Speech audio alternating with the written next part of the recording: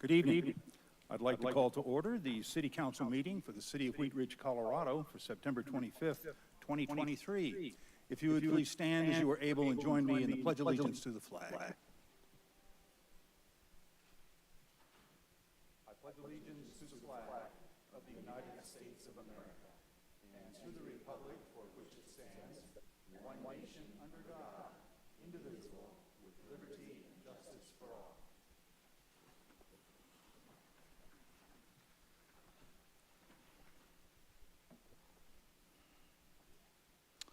Thank you. Would the clerk or the deputy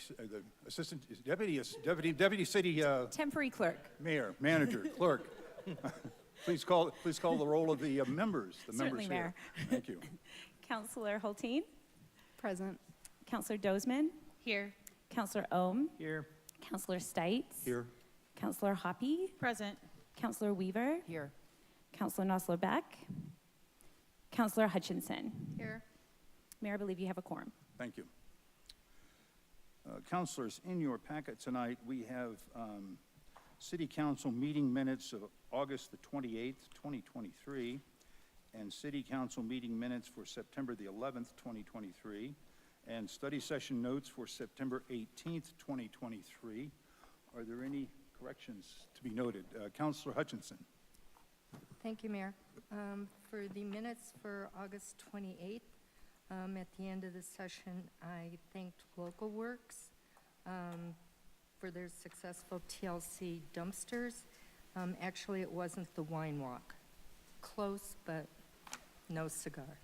Okay. We will ask the clerk's office to make those corrections before we approve them. Are there any other corrections to be noted?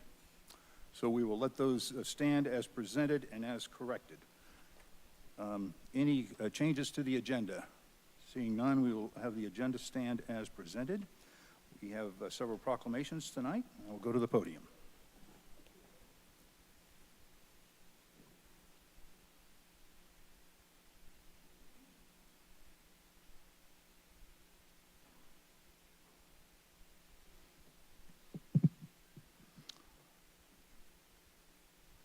I'm pleased to have a proclamation to recognize Dr. Michelle Haney, and if she would please join me at the podium.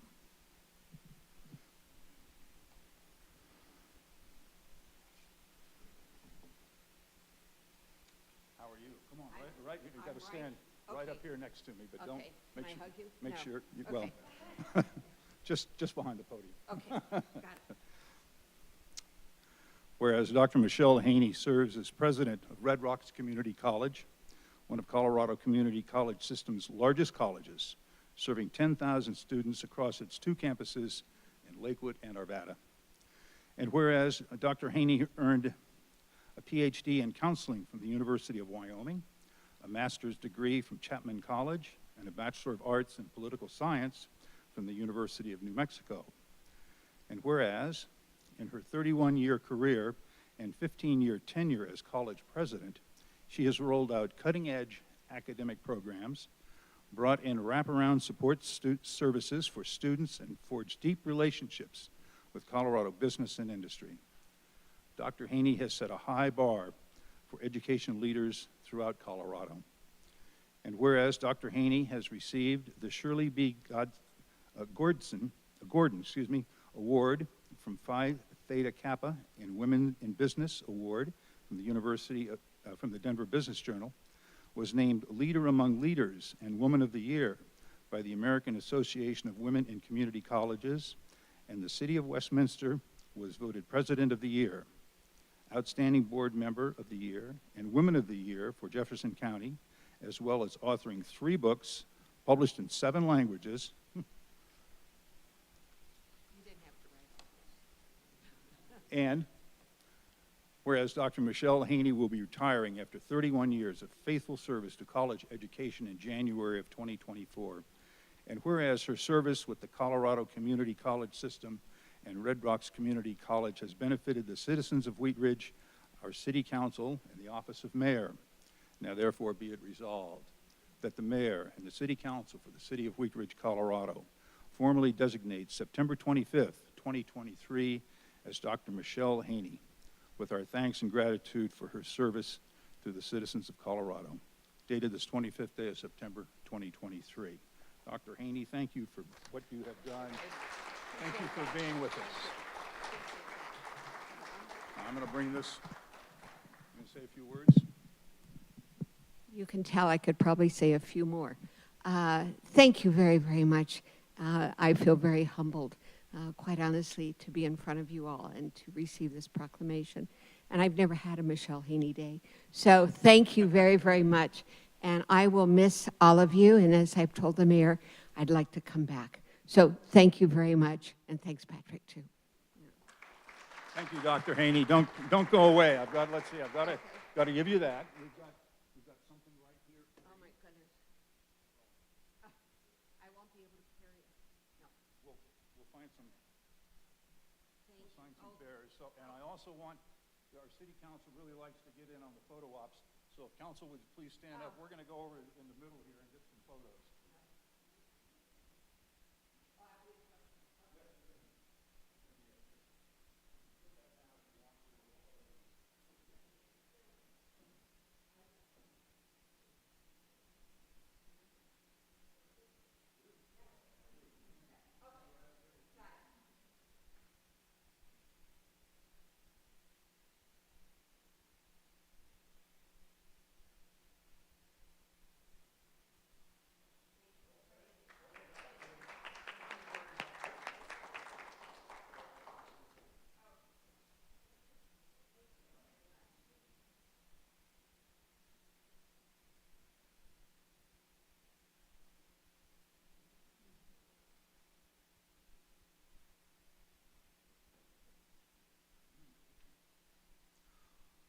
I'd like to invite Dr. Jeffrey Osley from Lutheran Medical Center to join me up here. How are you tonight? Good. Thank you for being here. I am pleased to read a proclamation in support of Breast Cancer Awareness Month, October 2023. Whereas October 2023 marks 38 years of National Breast Cancer Awareness Month has educated women about early breast cancer detection, diagnosis, and treatment. And whereas 1 in 8 women will be diagnosed with breast cancer within their lifetimes. And whereas when breast cancer is detected early and is in localized stage, the 5-year survival rate for women is 99%. And whereas the awareness campaign is remembering those who have lost the fight against breast cancer, standing with those who remember their loved ones, and continuing to support our nation's advocates. And whereas the American Cancer Society has searched endlessly for a cure through vital research and has the mammoth task of educating our community and all Americans on the risk of breast cancer. And whereas the Lutheran Breast Cancer Care Center at Lutheran Medical Center in Wheat Ridge provides award-winning services for women across the state. Now, therefore, be it resolved that I, Bud Starker, and the Wheat Ridge City Council do hereby proclaim October 2023 as Breast Cancer Awareness Month in the city of Wheat Ridge and encourage residents of Wheat Ridge to celebrate the success and memorialize lost battles. Dated this 25th day of September 2023. This is for you. And would you say a few words, please? At the Lutheran Medical Center Breast Cancer Center, it's a very comprehensive approach to how we treat our patients. We have nurse navigators to help make appointments, set up biopsies. We have both diagnostic and screening mammograms. We have a nutritionist, dietitian on staff, a genetic counselor, physical therapy, lymphedema. And it's very comprehensive in how we approach our patients. Last year, we performed about 9,000 mammograms, over 500 biopsies, over 200 patients diagnosed with breast cancer. And so obviously it's trying to meet a need in our community. And we will, with the new hospital opening up, be on campus at that new hospital and hopefully in the fall of next year. So thank you. Thank you very much. Yeah. Oh, this is for you. Okay.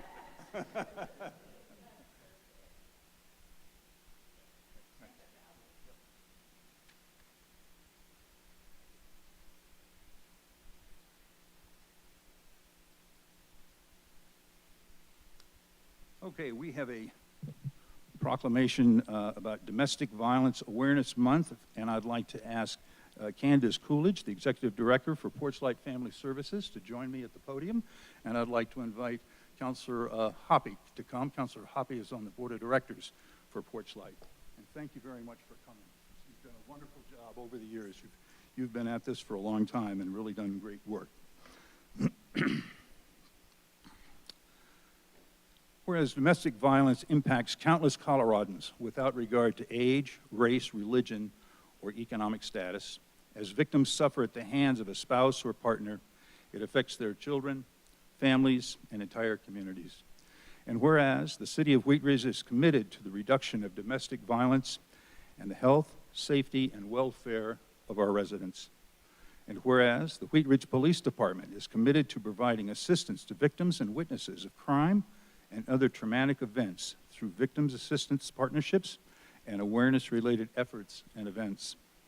And whereas Wheat Ridge supports and partners with the Porchlight Family Justice Center, which provides comprehensive legal, emotional, and critical supportive services for survivors of domestic violence. And whereas Wheat Ridge joins with others across Colorado and the nation in supporting victims of domestic violence and shares the worthy goals of this month-long observance and sending a loud and clear message to abusers that domestic violence is not tolerated in the City of Wheat Ridge. Now, therefore, be it resolved that on behalf of the City Council and the people of the City of Wheat Ridge, I, Bud Starker, Mayor of the City of Wheat Ridge, Colorado, do hereby proclaim October 2023 as Domestic Violence Awareness Month in the City of Wheat Ridge, dated this 25th day of September, 2023. And would you like to say a few words? Thank you.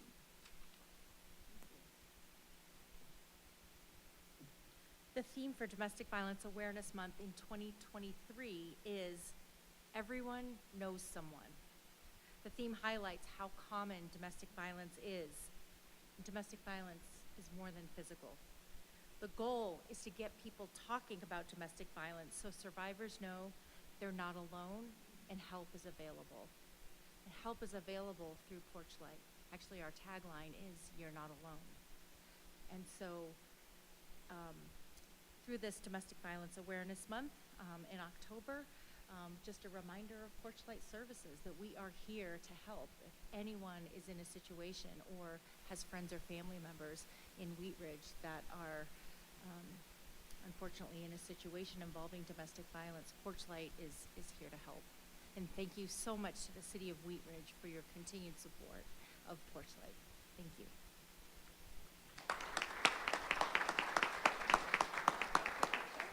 Okay. Yes, we're going to let the photographer up in front.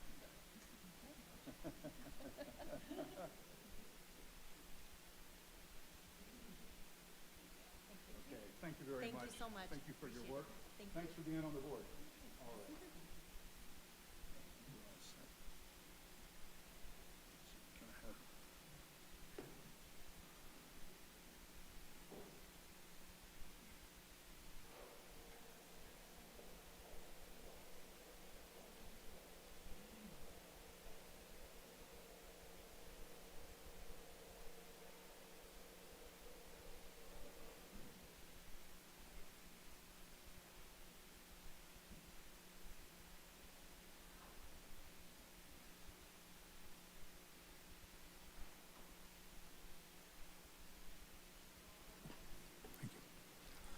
We are now, pardon me.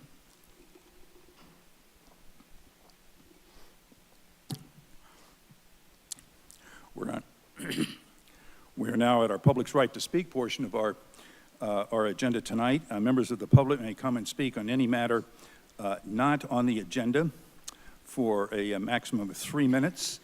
I have several people that have signed up to speak. If you haven't signed up to speak, we will call for folks from the room. And if you are joining us online, if you will raise your hand, we are happy to bring you into the meeting.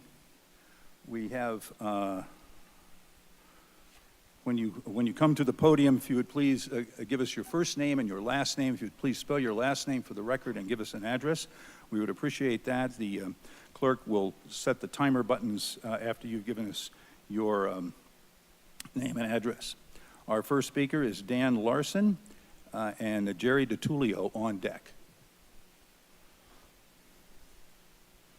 Good evening. My name is Dan Larson. I live at 4799 Flower Street in Wheat Ridge. Less than 1 month ago, I gathered signatures from a few of my neighbors to add my name to the November ballot. Today, I'm announcing I'm running for City Council representing all of the people that live in Wheat Ridge District 4. Since relocating to Wheat Ridge from Denver 7 years ago, I've listened to and worked closely with my neighbors as president of the HOA in my community. I've also represented District 4 on the City Planning Commission for the past 5 years. Wheat Ridge is a remarkable city and a great place to live. That's why I'm running for City Council. My campaign is focused on listening to my neighbors and learning about the issues they face every day. As a member of the Wheat Ridge City Council, I will work to protect our neighborhoods, foster a business climate that's beneficial to all, promote a responsible city government, and work toward a balance between the urgent need for housing and the very real impact that development can have on a neighborhood. I'm Dan Larson. I'm running for City Council. Tune in this Wednesday when I will discuss my campaign on the League of Women Voters Candidate Forum, and it starts at 6 o'clock, and you can find it on the Wheat Ridge YouTube channel. Thank you. Thank you. Our next speaker is Jerry DiTullio and Alma Carrillo on deck. Jerry DiTullio, Jefferson County Treasurer, 100 Jefferson County Parkway in Golden. Thank you, Mayor and City Council, for a quick 3 minutes. As you know, Jefferson County, along with the state, has been under the Tabor revenue cap for years. And for the last few years, the Board of County Commissioners has decided to refund Tabor refund checks that exceeds the revenue cap that we have as a Jefferson County by check. The first year we did that, it was $213,000 plus checks, averaged about $7 a check, and that was frustrating for a lot of property tax people that got their money. 1 year ago, we gave out the same amount of number of checks, but it was about $70 that the checks averaged, and that was, so the first year was 1.7 million, the second year was 17 million. So this year, it's our third year, we'll be distributing the checks out, and they'll be coming from my office here around October 16th. It's gonna really hurt, but I have to move about $40 million from our investment portfolio into the checking account to pay for the checks, and we'll still be sending out 213,000 plus, but the average check will average about $185 a person. The median is about $110. That means half the people that are property owners will get more than 110, and the other half will get less than 110, but the average is 185. So the checks will be coming out October 16th, and what I'm asking is that in the past, people have sent their checks back because they think that they want the county to keep it and spend it rather than give it back, spend it for the jail or spend it for human services. Because of Tabor, the county cannot keep the check and use it. So please don't send the check back, because I'll send it back to you with a nice little note from me saying cash it, donate it, give it to somebody for a tip at a restaurant. So the checks will be out October 16th, and if you have any questions, you can give me a call at the office or my staff at 303-271-8330. That's the treasurer's office. And I also wanted to thank Val Nosler-Beck for all the work she's done on City Council. I know she's not here tonight. She's dealing with some issues. I want to wish Dan Larson good luck, but thanks for all you do, and good luck to Val and to Dan. Thank you. Thank you. Our next speaker is Alma Carrillo.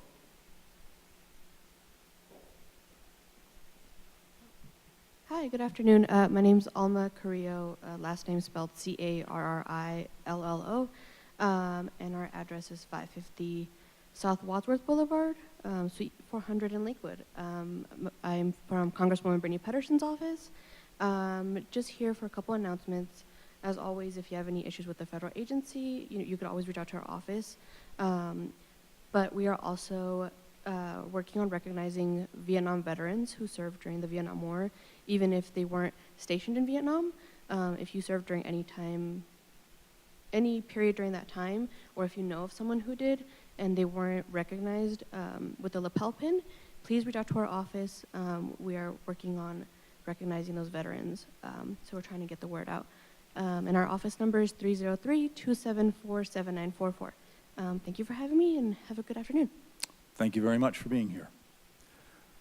Let's see, I don't have anyone else signed up to speak. I also should have mentioned that we are taking comment on we have a special study session item, so we will take comment on that at this time. If anybody would like to comment on that, I don't have anybody signed up to speak on my list. If there's anyone here in the hall, you may come to the podium now to speak on any of these items, and we'll see if you are joining us online. You can raise your hand in the virtual format, and we will bring you in, and I'll check with our staff running the interweb and see if we have anybody joining us on the web. Mayor, we have one person who's on a phone, and I was just wondering if it'd be okay to remind anyone on the phone on Zoom that in order to raise your hand, you hit *9, Okay? and then *6 if you need to unmute and mute again. Okay, so if you're joining us on the telephone, *9 will bring you there, and I guess *6 unmutes you. So once again, we'll give it just a moment to And see we if we do have a anybody. hand.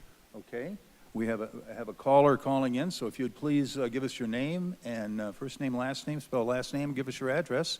You'll have 3 minutes to address the council. So caller, I've allowed you to talk. Oh, there you go. You've unmuted. Thank you. Hello, good evening. This is Jenny Snell. That is Snell. I live at 7020 West 35th Avenue in Wheat Ridge. I am calling in tonight, and I'm very thankful to be able to call in. I'm out of state celebrating my mom's 81st birthday, so thank you so much. I am calling in to announce my city council run. I'm running for city council seat in District 1, and I'm really excited to be doing this and continuing the great work that city council is already doing. I look forward to lots more good stuff with the city. I think you all are doing a wonderful job, and I look forward to working with you. This is Jenny Snell, running for District 1 City Council. Thank you. Okay, thank you very much for calling in tonight. Is there anyone else joining us online or here in the hall that would like to speak? Now is your opportunity.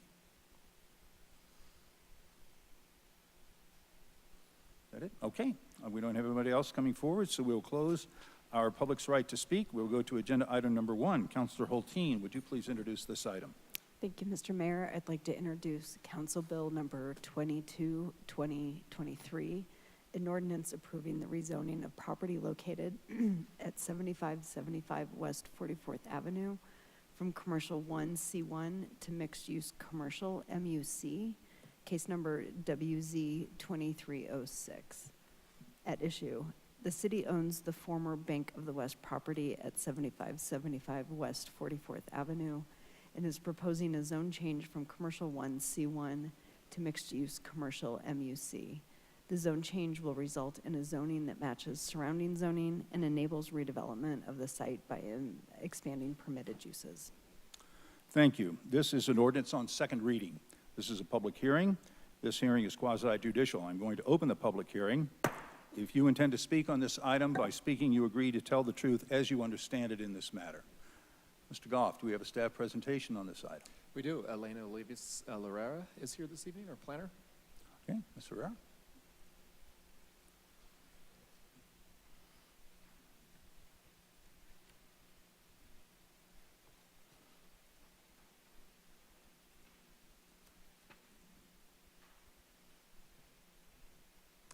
Good evening. My name is Elena Olivas Loera, and I'm a planner with the City of Wheat Ridge Community Development Department. I'm presenting case number WZ2306, which is a request for approval of a zone change from Commercial 1 to Mixed-Use Commercial at 7575 West 44th Avenue. I would like to enter into the public record the contents of the case file, the zoning ordinance, the comprehensive plan, and this digital presentation. The property is within the City of Wheat Ridge. All appropriate notification and posting requirements have been met, and therefore City Council has jurisdiction to hear this case.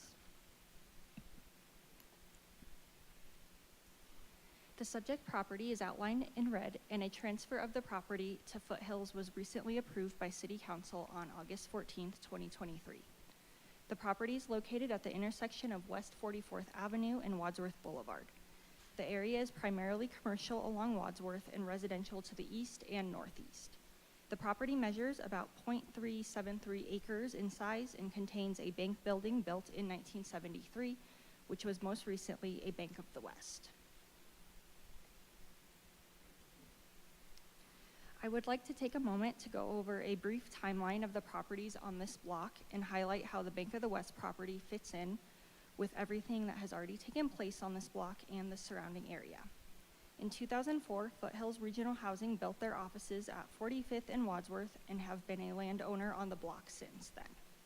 In 2011, City Council legislatively rezoned most of the Wadsworth corridor between 35th and 45th to mixed-use commercial. The city's practice has been to allow an opt-out period after a legislative rezoning, and in the case of Wadsworth, 2 properties opted out: the owners of the former Pet Boys and Bank of the West. The northern portion of the block, which includes O'Reilly Auto Parts and the Foothills Regional Housing Office, was rezoned to MUC as part of the legislative rezoning.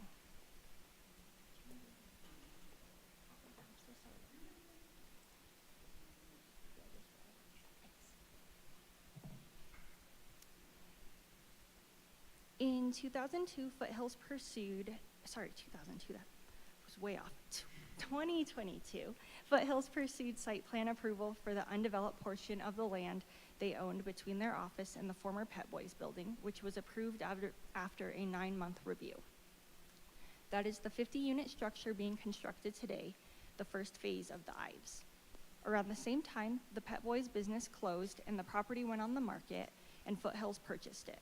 Foothills requested the property be rezoned from C1 to MUC, which was approved to unify the zoning on the block and to achieve their vision of a master-planned mixed-income community. A neighborhood meeting was held in November 2021, a planning commission hearing held November 2nd, 2022, and a city council hearing held on December 12th, 2022. By this time, the city had acquired the Bank of the West property through the Wadsworth right-of-way acquisition process and has been using it for storage and construction offices for the Wadsworth Improvement Project. On January 9th, 2023, the City Council approved the Affordable Housing Strategy and Action Plan, which memorialized City Council's commitment to improving, increasing, and preserving the city's affordable housing stock. Shortly after, Foothills approached the city requesting the Bank of the West property be sold or transferred to them to unify the block. A study session was held on June 26, 2023, and a public hearing was held on August 14, 2023, approving the property transfer of the Bank of the West property to Foothills. Because the land transfer had not been approved at the time, the city, as the owner, initiated an application to rezone the property from C1 to MUC to unify the zoning on the block and to allow the potential for residential development on the hard corner.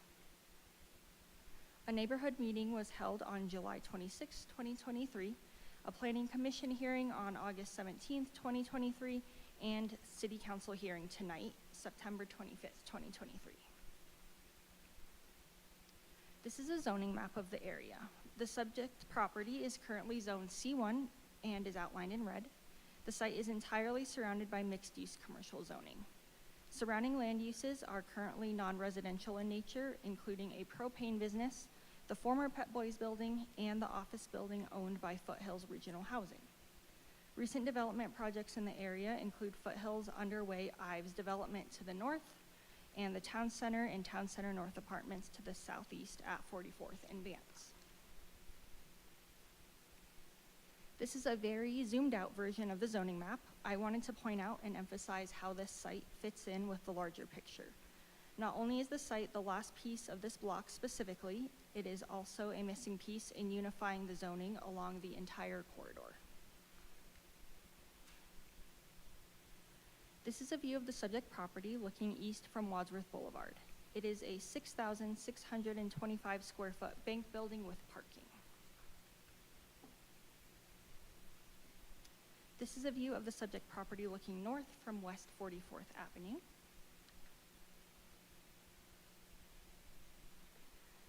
The city initiated the rezone of the property on behalf of Foothills Regional Housing to allow for a wider range of uses and to align the property zoning with the city's comprehensive plan the Wadsworth Corridor Urban Renewal Area Plan, the Affordable Housing Strategy, and with other properties on the corridor. Should the zone change be approved, Foothills intends to redevelop the site as part of a future expansion of the Ives development. The C1 zone district allows a wide range of commercial land uses, which include office, general business, and retail sales and service establishments. By contrast, MUC zoning allows residential uses, commercial uses, or a mix of the two. The MUC designation would allow more flexibility for revitalization of the site and will provide standards for a future redevelopment. The MUC district is complementary to the context of the corridor and surrounding zoning and land uses and provides a wider range of allowed uses than the existing C1 zoning. This table summarizes the current and proposed zoning's development standards. Most of the proposed zoning development standards would apply if the property redeveloped in the future. Most notable differences between the two zone districts include building height, setback requirements, and build-to requirements. The design standards in MUC are strict and include architectural standards, open space requirements, setbacks, and parking requirements.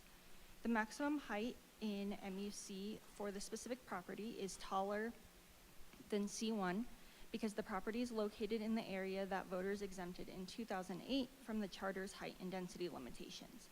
That means a single-use building can be up to 4 stories or 62 feet, and a building that is vertically mixed use can be up to 6 stories or 90 feet. As a requirement of the zone change process, a neighborhood meeting was held on July 26, 2023 in a virtual Zoom meeting setting. 3 people attended the meeting and did not have any concerns with the rezone proposal. Because Wheat Ridge is not a full-service city, we sent the application on referral to outside agencies, including fire, water, and sanitation, as well as completed an internal review. We did not receive concerns or objections from outside agencies. Before the hearing, staff posted 2 signs on the property, and 306 letters were sent to property owners and occupants within a 600-foot radius of the subject property. Notification of this hearing was also published in the newspaper and on the city's website. The Planning Commission recommended approval of the request on August 17, 2023. Staff received 4 comments from members of the public on Wheat Ridge Speaks prior to this hearing. We use several criteria to evaluate zone change requests, which includes consistency with the comprehensive plan and other applicable plans. Staff believes that the proposed MUC zoning is consistent with the policies and goals in the city's comp plan and the Wadsworth Corridor Urban Renewal Area Plan. The property is identified as a neighborhood buffer area and is along a primary commercial corridor within the structure plan, a designation used for existing commercial areas and which calls for the promotion of reinvestment in properties and the promotion of a mix of neighborhood supporting uses, including residential use and office use. The Wadsworth Corridor Urban Renewal Area Plan calls for many of the same policies and goals of the city's comp plan, including high-quality architecture and design, the incorporation of new and existing uses that accommodate existing and future market demands, and the revitalization of existing neighborhoods. The mixed-use commercial zoning designation is appropriate for the subject property, allowing the existing land to become conforming and enabling the possibility of future redevelopment, which aligns with the city's adopted goals and policies. Ultimately, staff is recommending approval of the request for the following reasons. Based on the character and land use patterns of the area, the MUC zone district in this area is more appropriate than C1 in terms of allowed uses for the property. For that reason, the zone change should not have an adverse effect on the surrounding area. Staff finds the zone change to MUC is supported by the city's comprehensive plan and the Wadsworth Corridor Urban Renewal Area Plan, specifically the vision for high-quality architecture and design, the revitalization of existing neighborhoods, and reinvestment in aging commercial properties. This zone change request supports the comprehensive plan and affordable housing strategy by enabling investment in the property, by aligning the zoning with the city's mixed-use goals for this corridor, and by enabling multi-unit housing to be built on Wadsworth, just outside of the commercial core, and with good access to transit and multimodal facilities. The zone change would allow Foothills more flexibility in terms of their site plan. Following approval, Foothills would be required to submit a formal application for an administrative site plan review for the redevelopment of the property. Staff has not received or reviewed any development plans for the site at this time. If the zone change is not approved, Foothills can still proceed with multi-unit development on the balance of the MUC portions of the block. That concludes my presentation. Thank you. Thank you very much. Before we go to questions from council, I would like to open this up to the public to speak on this item. I have several people signed up to speak. Our first speaker is Margie Robinson and Julie Wheelless on deck.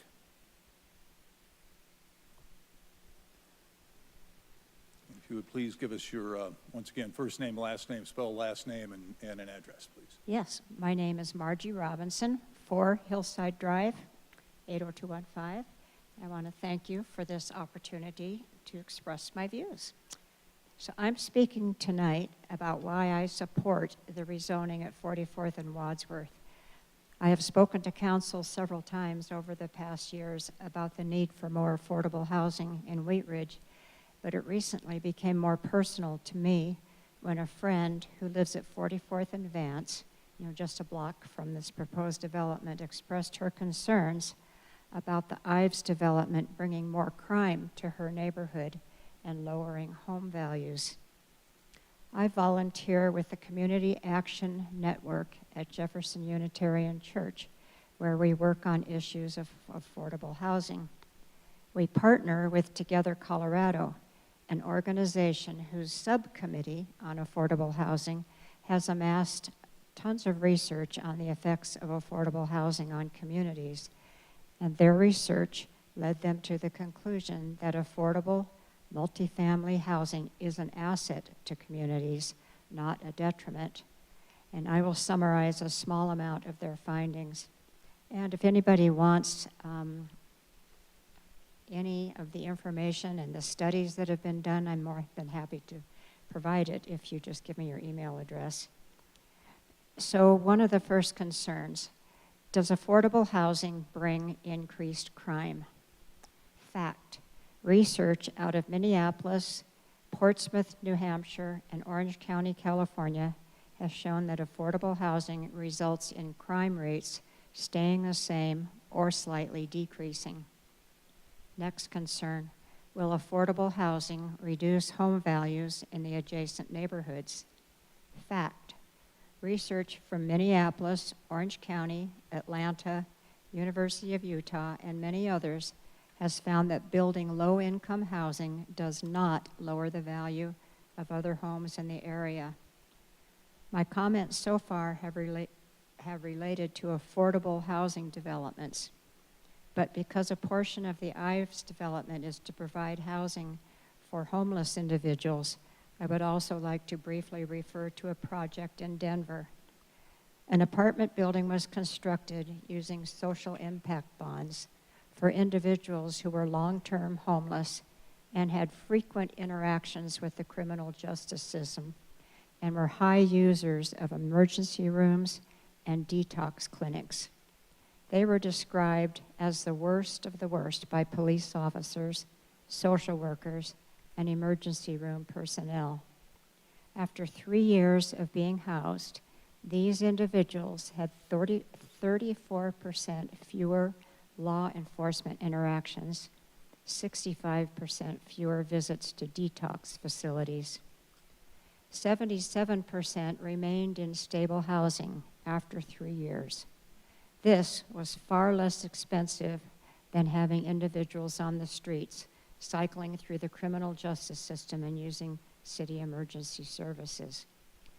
So in summary, as to the question of whether or not affordable housing negatively impacts neighborhoods, the majority of studies show that it does not typically decrease property values or increase crime rate. Thank you. Thank you. Our next speaker is Julie Wheelless, and Dawn Underwood is on deck.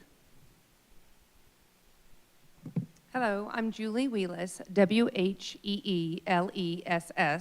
and I live at 7250 West 46th Place in Wheat Ridge. And I am here to express some concerns about the buildings that will be placed in the northeast corner of Wadsworth and 44th. While I understand there is a great need for temporary housing and low-income housing as a result of the current situation, and I support this type of housing, I do have concerns, and I would like some more information. My understanding is the housing building is currently under construction, that the Bank of the West building will become offices, counselors, and medical care facilities.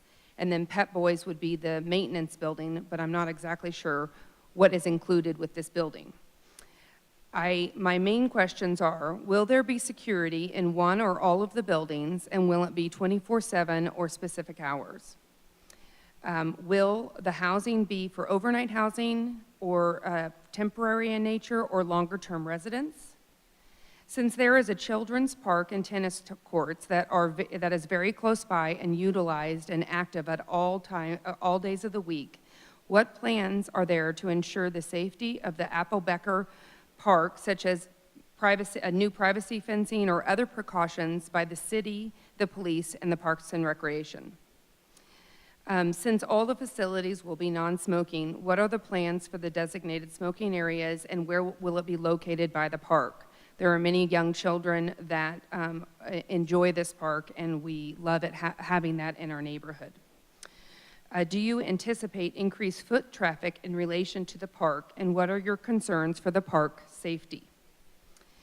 And one other comment is, although the minimum requirements were met for informing the neighbors within 60 feet, which is 0.11 mile, this type of development affects much more than the 600 feet.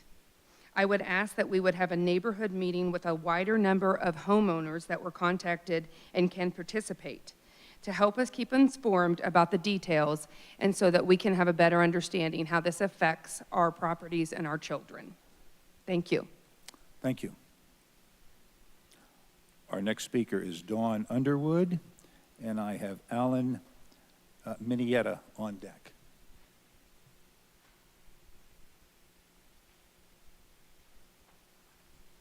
Hi, my name is Dawn Underwood, Underwood. I'm here to speak tonight regarding the meeting that I attended on August 17th with Council regarding the changes to the property at 44th and Wads. At that time, Foothills Regional Housing Authority stated that retail and low-income housing do not mix well together. Many neighbors and myself are wanting to know all the facts and timelines about Phase 1 and Phase 2, as well as information about what the city and Parks and Recs are doing to ensure safety and well-being of not just that park, but the neighborhood, its residents, and existing retail that have been here for many years. Second, on Tuesday, August 1st, I spoke with Rachel about my concerns with impact of this development. On Wednesday, August 2nd, we talked, and she spoke of setting up a meeting to include police, Park and Rec, council members, and Jefferson County Housing or Foothills Regional Housing, so that we have a comprehensive understanding of the impact on the neighborhood. I have followed up several times in an attempt to coordinate this meeting, but have not heard back on a set date. We'd like to get this information out to the neighborhood and provide enough notice to be able to bring these questions and concerns through that neighborhood meeting where it involves the police and the council and the community. That's it. So thank you. Thank you. Our next speaker is Alan Minietta. Is Mr. Minietta here? Give it just another moment. I don't see him coming forward. Do we have anybody, if you're joining us online, you may raise your hand in the virtual format. We're happy to bring you into the meeting. Is there anyone that has raised their hand? Okay, are there any further members of the public who would like to speak on this item? Now is an opportunity to do so. And I don't see anybody coming forward, so I'm going to close our public's right to speak on this item, and I will open this up to questions from council. Mr. Mayor, yes. City Attorney would like to make a statement before you proceed. Okay, Mr. Dahl.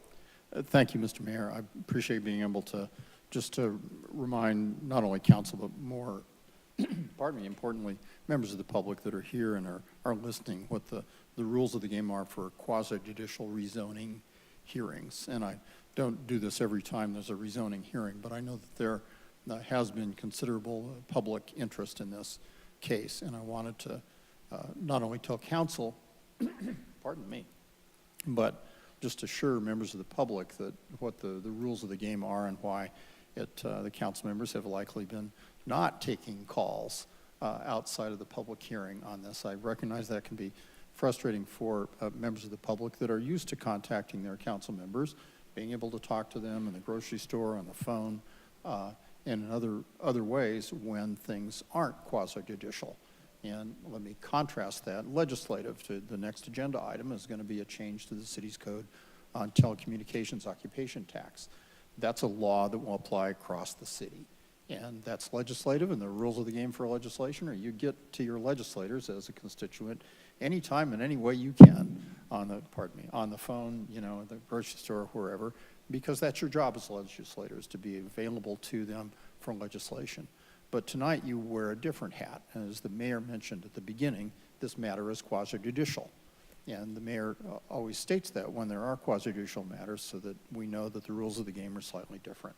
I know council knows this, but let me tell you that a quasi-judicial matter, you're sitting not as legislators enacting law across the city, but instead as judges, that's why quasi-judicial, on a specific case where you're applying the law, in this case the city's zoning ordinance, to a specific application.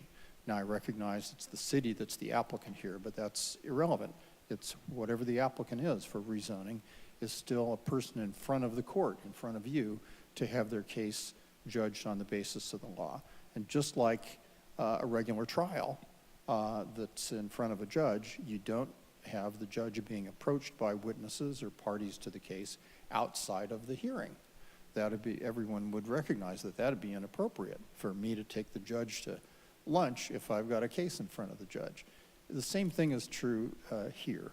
And so for that reason, there's a consequence to something being quasi-judicial, as this is, and that means that the council members individually can't have conversations with and hear from parties outside the case, not only the applicant parties, opponent parties, members of the general public. There is a forum, of course, for that, and it's the public hearing process. That's why our zoning code is very clear in requiring public hearings both before the Planning Commission and before the City Council on rezonings.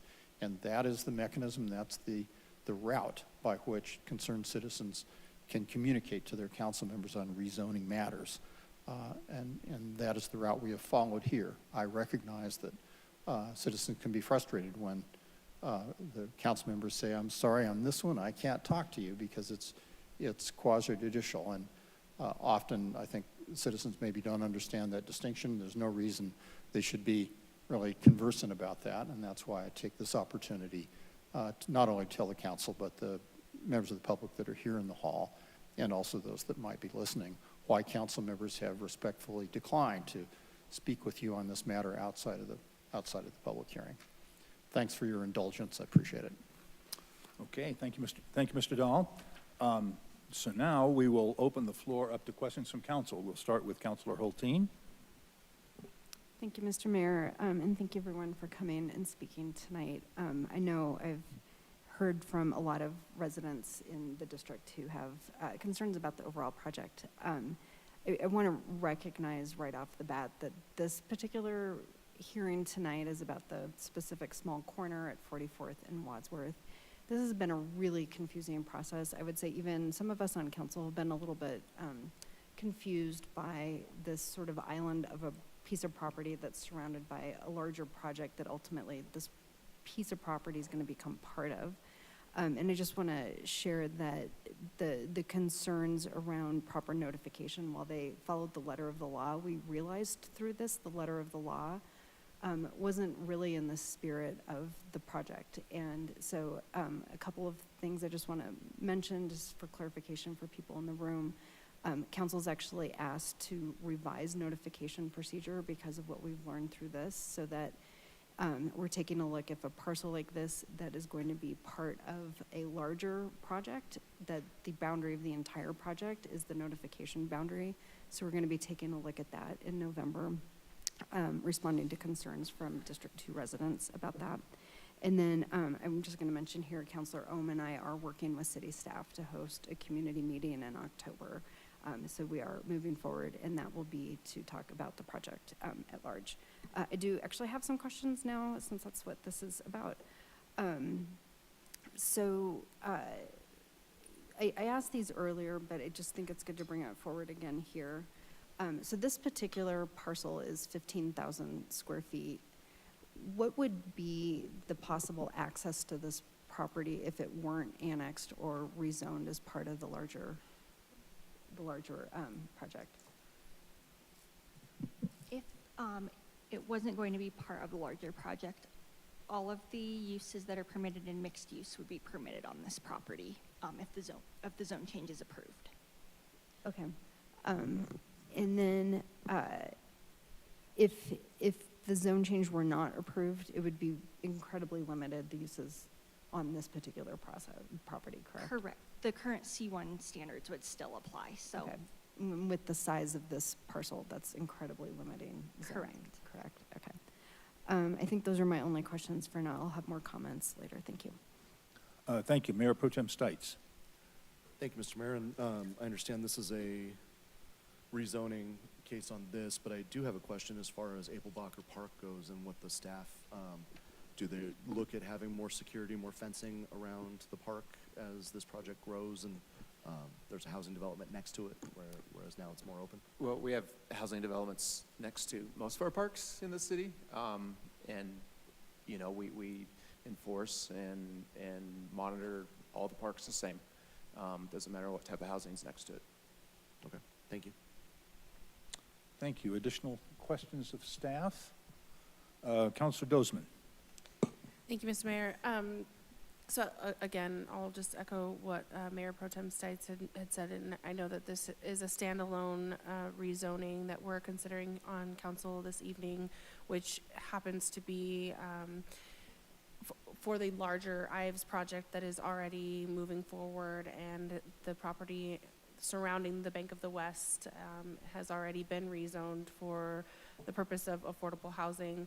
And I think what Councilmember Hulteen was kind of getting at is that this property isn't very large, and the C1 zoning is pretty restrictive, and there isn't really going to be a good use of this property if it were not to be used for the larger project at hand with the Ives, correct?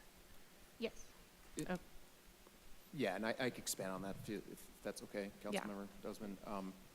Yeah, the original parcel size was just under 23,000 square feet. We took about 7,500 square feet for the right-of-way that was necessary for Wadsworth. And then, so as somebody mentioned, there's about 15,000 square feet left. The city was required through federal processes to purchase the entire property because just taking the 7,500 square feet made the property unusable for the current bank usage. Took away its parking, took away its drive-through. So there's very little future development opportunities of this parcel on its own, especially with the new configuration of Wadsworth and 44th Avenue. The access is, there's no direct access, there's no parking. So yes, the question is, there's very limited uses in the future. So when council was discussing giving the property to Foothills Regional Housing for this project, I had asked the organization about priority for the city of Wheat Ridge and our housing and navigation program. At what point does that come into effect, and how will that be guaranteed?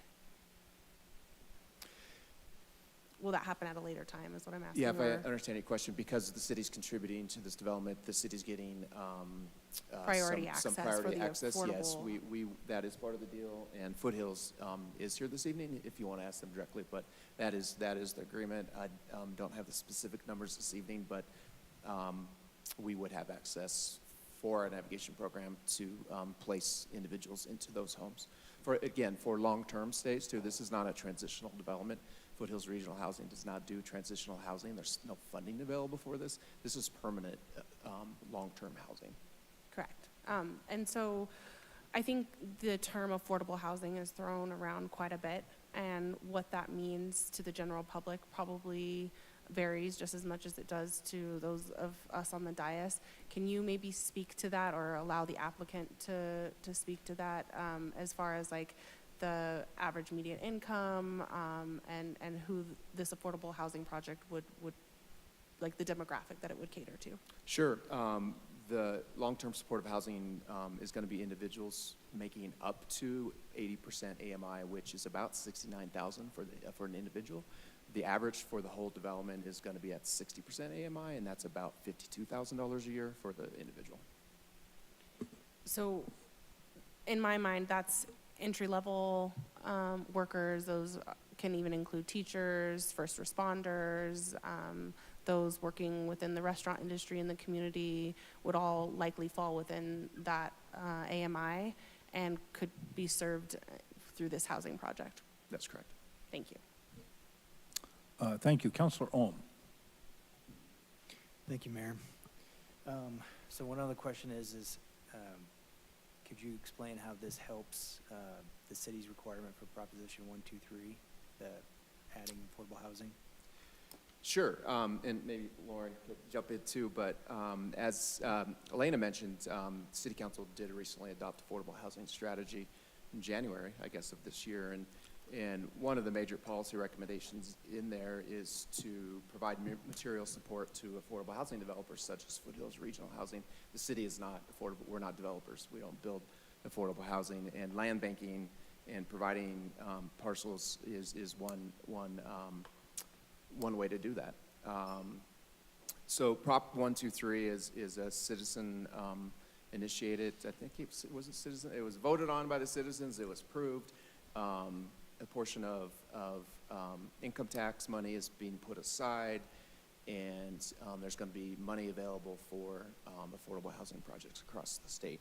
The city has to, and that's coming up tonight on tonight's agenda, the city has to commit to increasing its affordable housing above its current base by 3% over a 3-year period. And for Wheat Ridge, we're proposing tonight that number would be about 72 units per year. So this project would help us meet those requirements under Prop 123. So any affordable housing developer in Wheat Ridge, not just the city, would be eligible for those new funding sources from the state. Thank you. Thank you.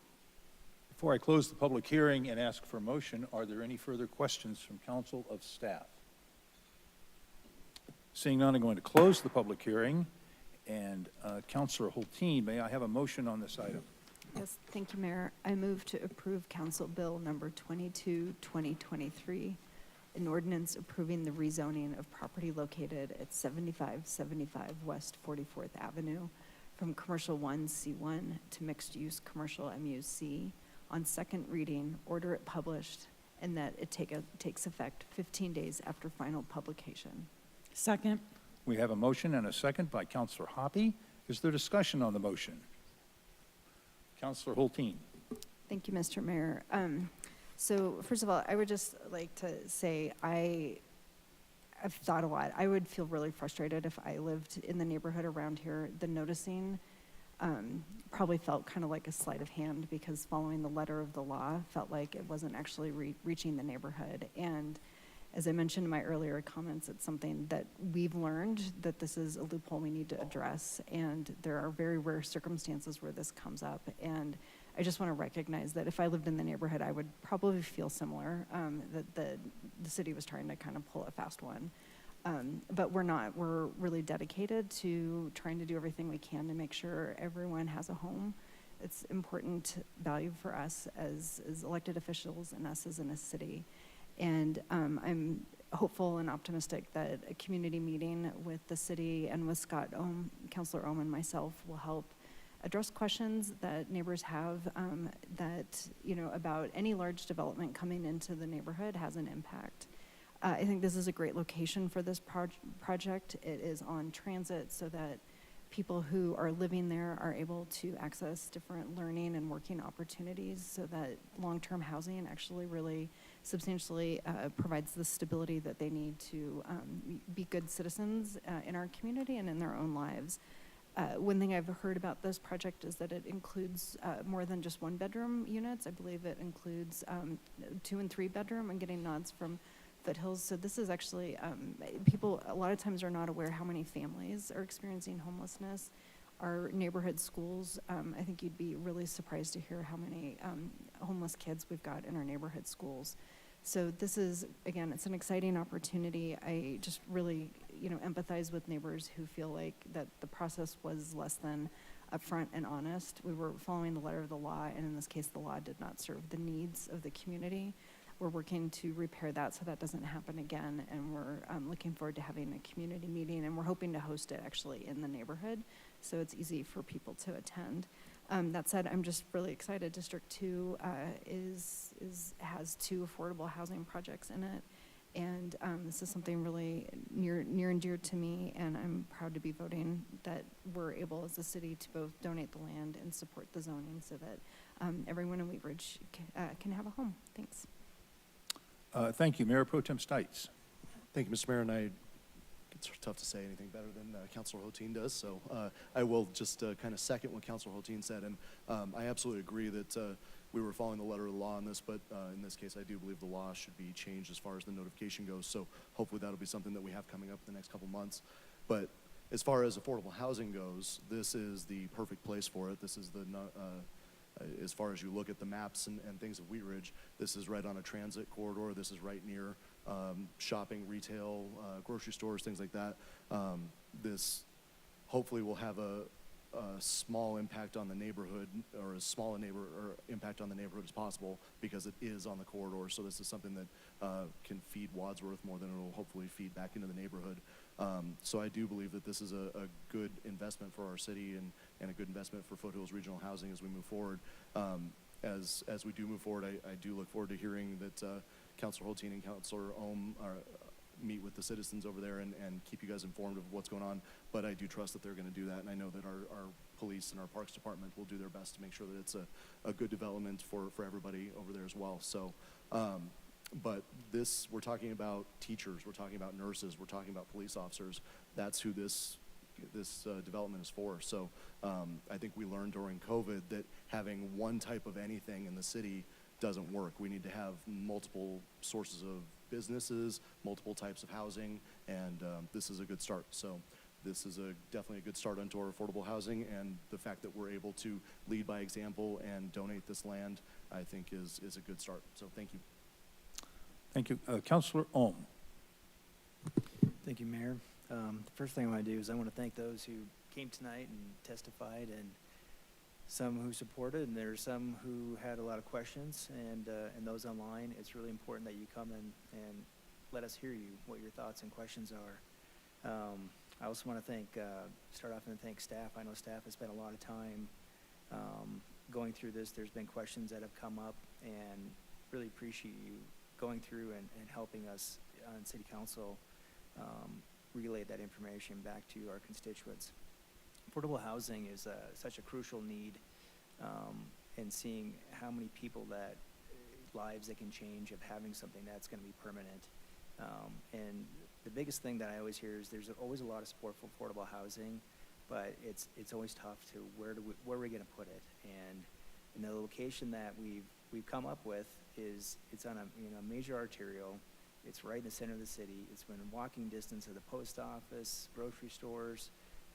We have a brand new bike connection on that side that can get you on the Clear Creek Trail. So the access is really nice, and that I'm really grateful that we have the Foothills Housing Authority and Jefferson County as partners on this. There's been a lot of support from other local officials as well. And I'll keep it short, but I just want to say that I would encourage all my constituents to sign up for Wheat Ridge Speaks. Go and take a look at that, and you can voice your opinion.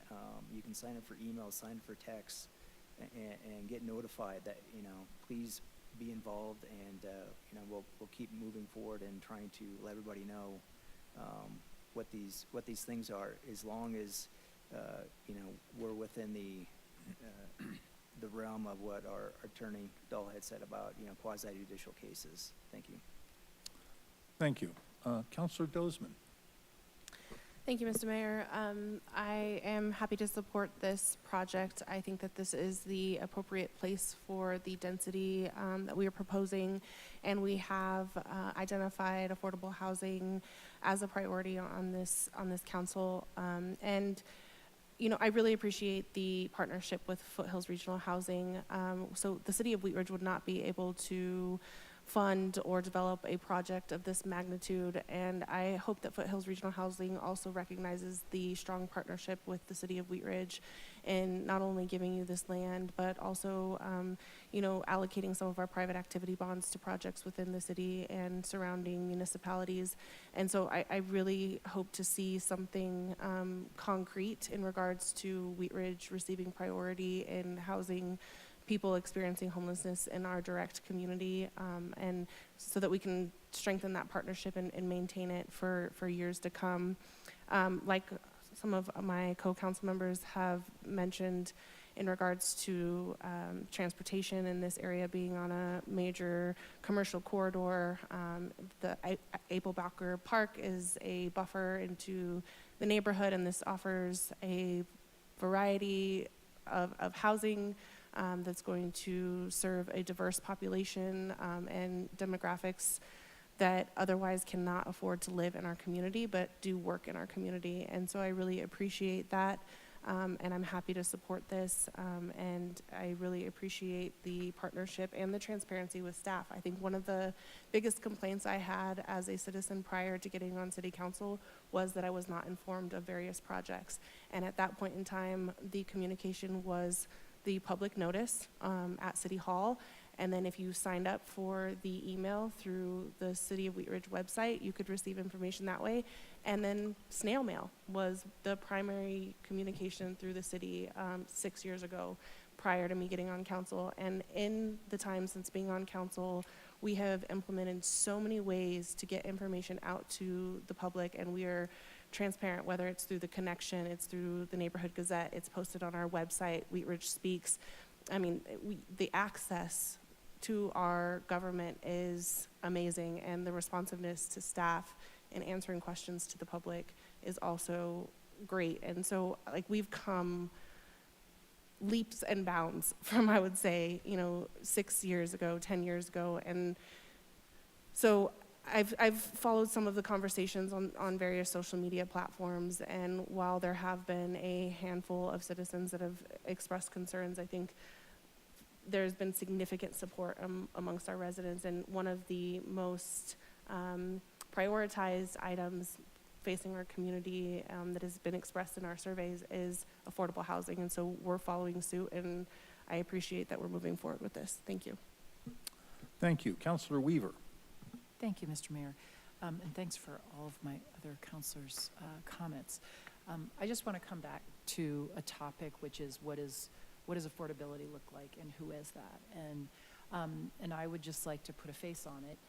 If I had to, I would not be able to afford, I'm a teacher locally, and I would not be able to have afforded my house now. And so I would actually be eligible to live in this, and this would be one of my only options, just to give you an idea of what that looks like. So I think it's important when we talk about what does affordability look like, that can look like certainly from the homeless aspect, but it also looks like people up through the middle incomes, especially in the Denver area. So I think this is a really great project, and I think it's going to serve a lot of people who work locally, who do important things in our community that don't happen to get paid a ton of money.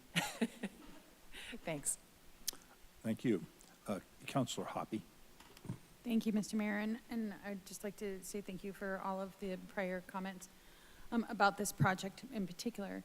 One thing that I just kind of wanted to bring up too is that, you know, 5 years ago was the first time we had a study session focused around affordable housing, workforce housing, housing attainability in our community. And many of the solutions that the experts brought to us were not options for us in Wheat Ridge. There are things like subsidies for developers. Well, we can't do that necessarily. There's giving them land. Well, we didn't own anything at the time that we could do anything with. And so, a lot of those solutions were not available to us, and so us having this opportunity is really great. We have had a few things where the Fruitdale Lofts, we were able to put some affordable units into the renovation and preservation of that historic building, and we got affordable senior housing on a piece of land that we owned. But since then, we really haven't been able to do much. And so for us to be able to utilize this opportunity now, honestly, 5 years ago, I just thought we would never be able to have very, very much opportunity in our community to do this. And so I'm very happy to see that we are going to be able to offer this to our community. Thank you. Councilor Hulteen. Thanks. I forgot to mention two things. One is I did take notes, Julie and Don, from everything you said were important to you to make sure they're addressed, so I did take note of those. And then something that's come up the whole time through this process is just an interest in wanting to see retail on the site, and we've addressed that pretty thoroughly, I think, at previous sessions. And so I'm not going to address the possibility of retail here because I think it's been thoroughly exhausted that it's not an option. However, I just want to point out, bringing in 200 new units or whatever the final unit count is, actually is really good for retail in the corridor as a whole. I think my district is struggling with the impacts of the Wadsworth construction, and it's impacting our retail partners on Wadsworth and 44th. And one of the best things that we can be doing for those retail partners is bringing in more rooftops. And even though this is, a 50 to 80% AMI project, it's good for our local economy too, and it's really good for retail on the corridor. So it's good to see development coming in. And as you can imagine, I'm going to be supporting yes for this. Thank you. Councilor Hutchinson. Thank you, Mayor. I think that this is a reason to be thankful for the Wadsworth project. We wouldn't be having this property, okay, if this was not going on. And that obviously has been the issue. So this is a very good place to have this be located where there is the transit, okay, and there's also grocery store, and we hope that it continues to be there. And there's retail. So these people also might not all have cars, so they can walk to places, okay? They might have bikes or whatever, but it's a very good location where there's main streets and not so far like away from like a food source or whatever, where I do know of some buildings that may occur in other places for affordable housing that aren't close to grocery stores and things. And if you don't have a car, that's really a problem. So I do support this. I think it's a very good location. And with so many more people being there, I do believe that the police will be involved in checking out and watching things at the park. And, the citizens need to report things that they see.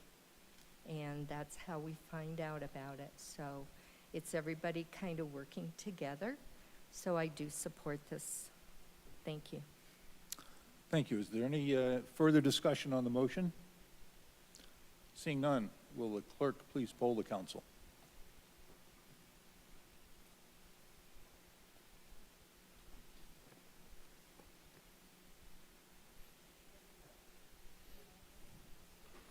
Okay, try it again.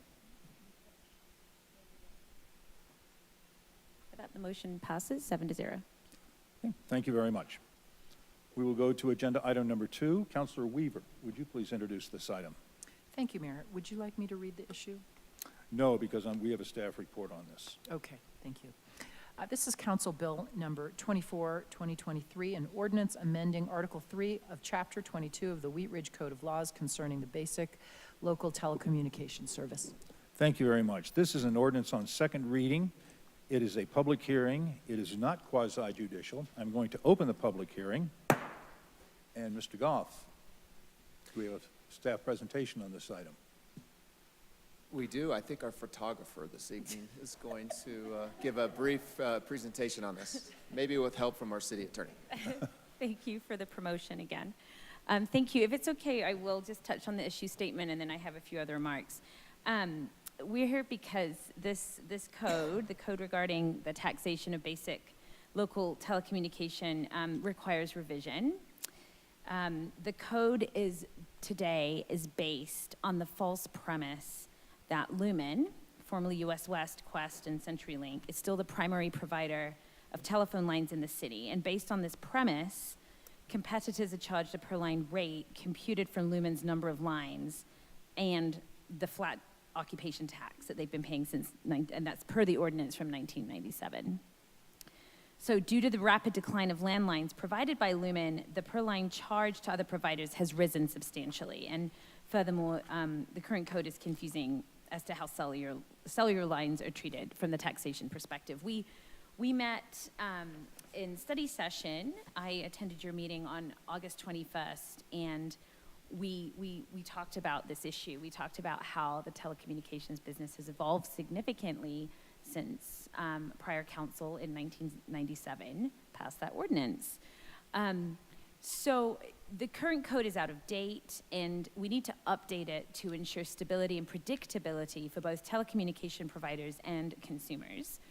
I'll just touch on a couple of the salient points from our conversation. Based on the current code, the rate today, so the monthly fee per line, which we froze artificially at the 2022 rate, is $8.24 per line per month.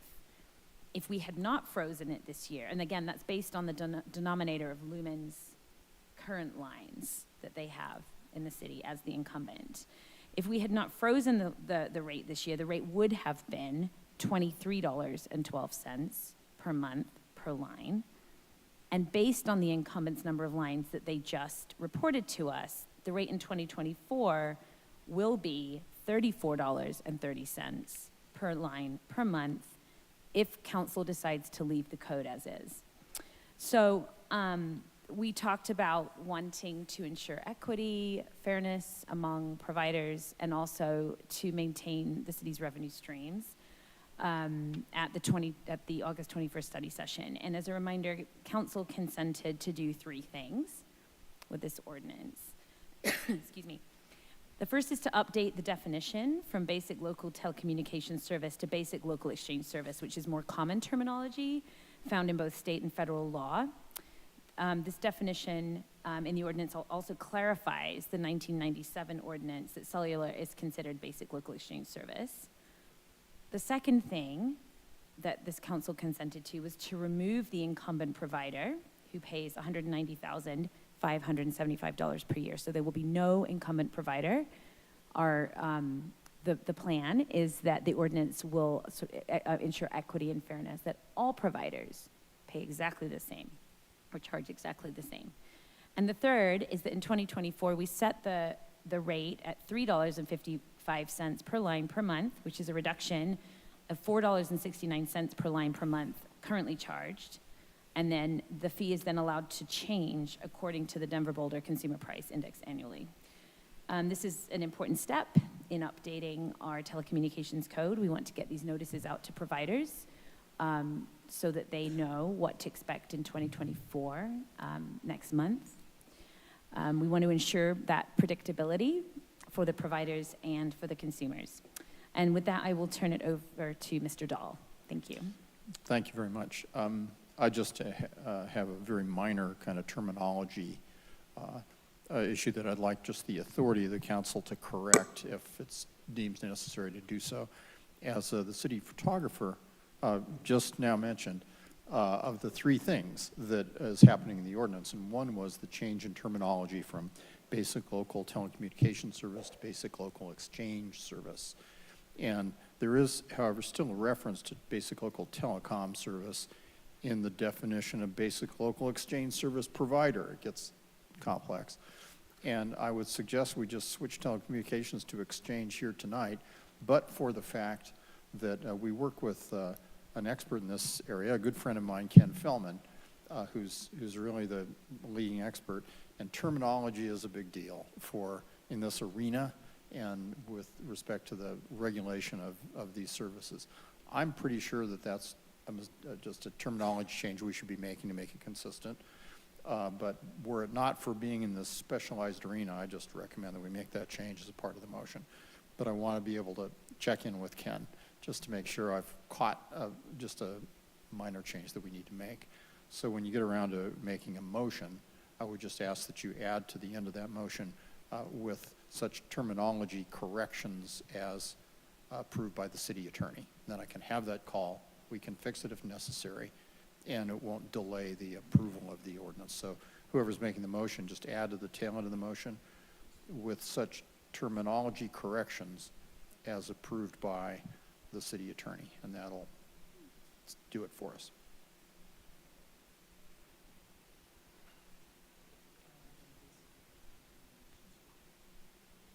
No, just add to the, don't make the change in the ordinance itself.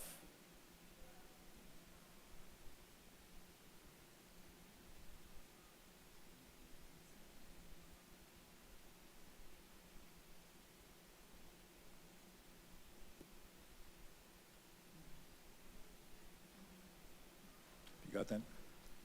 Thank you. I'm reluctant to just tell you to, okay, make the motion and change this word to that word, because I really do want to check. So if Okay. I'm given the authority to make the correction after I've done the checking tomorrow morning, that will work for me. I think we have that revised wording for the motion, but we'll see what happens when the motion is read. So, Thank you but very before we go to questions from council, I would like to invite the public to speak on this agenda item number 2. I don't have anyone signed up to speak on this item, but if you are in council chambers, we'd be happy to hear from you. If you'd please come to the podium. If you're joining us online, please raise your hand, and we're happy to bring you into the meeting. And I will give it just a moment and check with our web administrators, see if anyone has raised their hand. And okay, we will close our public's right to speak on this agenda item number 2, and now we will go to questions from council. Are there questions of council under staff or our city attorney? We're going to put him in the loop here too to ask questions of. Councilor Dozeman. Thank you, Mr. Mayor. So can you explain why we're going to be doing the $3.55 per line and how many anticipated lines we would have? Yes, thank you. We looked at some neighboring cities in terms of how they calculated their number of lines. And again, as one of the goals was to try and, stability in that revenue stream, we estimated 20,000 lines in the city of Wheat Ridge, sort of a combination of landlines, businesses, and cellular, and then used last year's revenue number to come up with that fee. And again, that was sort of based on the proportion of lines. We used Lakewood as the model. We looked at their total number of lines. So at the study session, I had kind of balked at us choosing to go with the higher number and in comparison to Lakewood, who has a significant higher population than we do. And I would say that $20,000 is a pretty conservative number, right? I mean, 20,000 lines? 20,000 lines, yeah. Where did you, or what are we basing that off of?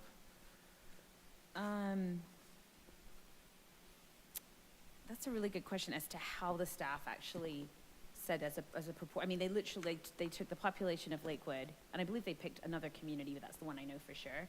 And because most other communities are also collecting on cellular, as we discussed. So they get their reports of total numbers of lines, and then we just compared that number to the population, and that's how we came up with the 20,000 lines. So we have 14,000 households in Wheat Ridge. Yeah. Okay. Thank you for that clarification. Yeah. Appreciate it. I'm sorry, I can't be clear. Further questions on this item? So let me just, if I can just follow up on Councilor Dozeman, the theory on this one, Ms. Scheck, is that we would be revenue neutral. Yes. So we expect to generate roughly the same amount of revenue That we did in forward 2020. as we have. If we had a discrepancy, significant discrepancy in that, might we revisit that? We certainly could. Okay, thank you. Are there any further questions? Okay, seeing none, may I have a motion on this item? Just a minute. Are there any questions before I close the public hearing? I'm going to get all the things down. I'm going to close the public hearing. Councilor Weaver, may I have a motion on this item? You may, Mr. Mayor. I move to approve Council Bill number 24-2023, an ordinance amending Article 3 of Chapter 22 of the Wheat Ridge Code of Laws concerning basic telecommunications service on second reading, such terminology corrections as approved by the city attorney, order it published, and that it take effect upon adoption and signature by the mayor and city clerk as permitted by Section 5.11 of the charter. Second. We have a motion and a second by Mayor Pro Tem Stites. Is there discussion on the motion? Councilor Dozeman. Thank you, Mr. Mayor. So while I agree with the logic and the reasoning behind going from a landline to a just general line encompassing all of the cellular and other uses or telecommunication uses, I really think that we should have had a broader conversation and use this opportunity to represent the citizenry a little bit better and lower our prices per line, because this is going to affect a far larger number of people than the 463 people in 2024 that would have been affected by the significant increase of the landline costs. And so as much as I appreciate the intention, I think that we have a significantly larger number of lines, and we could have drilled down that price a little bit closer to our other neighboring municipalities like Arvada as opposed to Lakewood. So I will not be supporting this evening. Thank you. Thank you. Is there a discussion on the motion? No further discussion on the motion. Would the clerk please poll the council?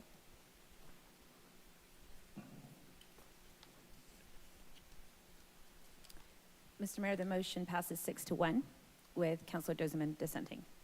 Thank you very much. We will now move to agenda item number 3. Councilor Hutchinson, would you please introduce this item? Thank you, Mayor. Council Bill number 25-2023, an ordinance amending sections 2-53 and 2-55 of the Wheat Ridge Code of Laws concerning membership of boards and commissions. Don't do the issue. Yeah, do the issue. Okay, at issue. The city of Wheat Ridge has seen an exceptional increase in the desire to join city boards and commissions. Recognizing this, council studied how to provide greater opportunities for interested residents and make general improvements to the city's boards and commissions. Thank you. This is an ordinance on first reading to set the date, time, and location for a public hearing. Councilor Hutchinson, may I have a motion on this item? I move to approve Council Bill number 25-2023, an ordinance amending sections 2-53 and 2-55 of the Wheat Ridge Code of Laws concerning membership of boards and commissions on first reading, order it published, public hearing set for Monday, October 9, 2023 at 6:30 p.m. as a virtual meeting and in city council chambers, and that it takes effect on March 1st, 2024. Second. We have a motion and a second by Councilor Hoppe. Would the clerk, yes? So I'm not exactly sure how to ask this, but I am wondering why we're setting this hearing when we have a study session on October 2nd about the non-codified committees, and some of these rules would be affecting them, and if we need to be including non-codified committees in this ordinance. It's my understanding we took care of of these in two separate phases. This was specifically with boards and commissions. The study session that's coming up is about special committees, how you would like to appoint those, who appoints them. They're probably not going to overlap any of the rules or regulations. So I ask because city staff presented to Sustainable Wheat Ridge this last week on this and was informed that they would be subjected to these as well, in terms of like the term limits and the length of the term, appointment time of term, and that they'd be needing to update their bylaws to be complicit with this. And so I just want to check and make sure there's consistency I of don't think that's understanding. the case. That's a separate discussion, in my understanding.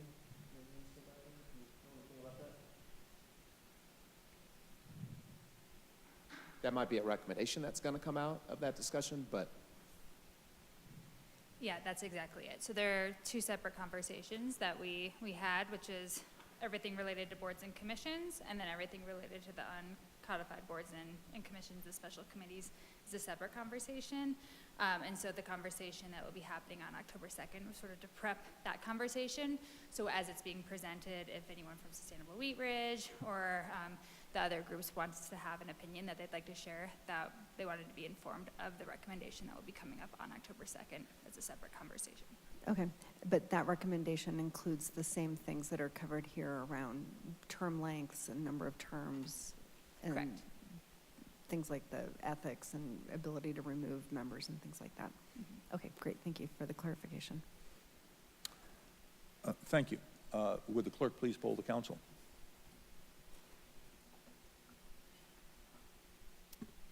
And that motion passes 7-0. Thank you. We will go now to agenda item number 4. Councilor Hoppe, would you please introduce this item?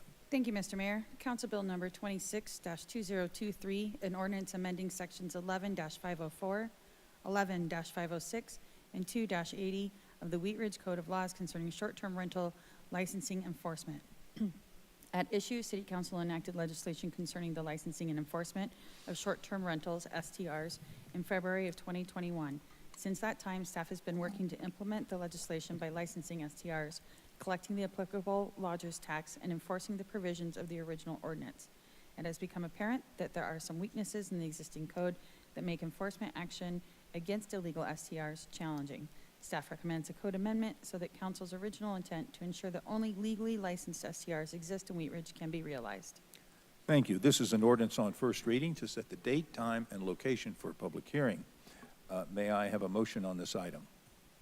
I move to approve Council Bill number 26-2023, an ordinance amending sections 11-504, 11-506, and 2-80 of the Wheat Ridge Code of Laws concerning short-term rental licensing enforcement on first reading. Order it published. Public hearing set for Monday, October 9th, 2023 at 6:30 p.m. as a virtual meeting and in City Council chambers, and that it take effect upon adoption and signature by the mayor and city clerk as permitted by section 5.11 of the charter. Second.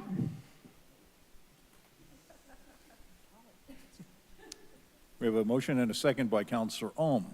Will the clerk please poll the council?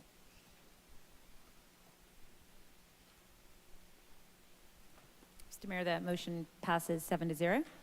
Thank you very much. This will bring us to item number 5. Councilor Dozeman, would you please introduce this item? Yes, thank you, Mr. Mayor.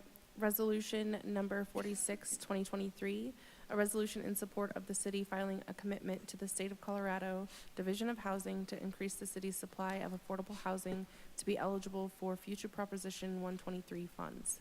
At issue, addressing housing affordability is one of the city's and state's most pressing issues.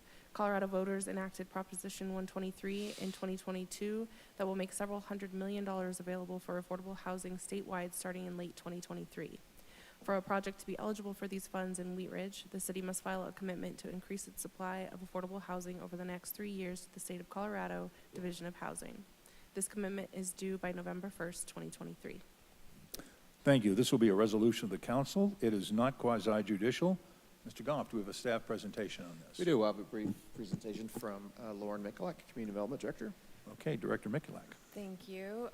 So it was just a month ago that we discussed Proposition 123 in study session. What we didn't know in August was the specific number that we would be committing to. And our team has been working with the Department of Local Affairs, DOLA, to understand their baseline tool. It takes into consideration a lot of factors, interest rates, household incomes, a variety of different metrics, mortgage insurance, and it spits out a number that, based on real data, feels a little like a black box, but that tells us sort of what our baseline is and, most importantly, sort of what our growth goal is. There's a lot of different ways to manipulate those tools and yield a bunch of different outcomes, and we were really appreciative for DOLA's input and assistance to land us at what we think is a pretty achievable number. It's 218 over 3 years, which does average out to 72 or 73 per year. Those units can be rental or ownership. They can be existing or new. We have a housing program administrator starting in less than a month, and so we feel really confident that we could meet that goal.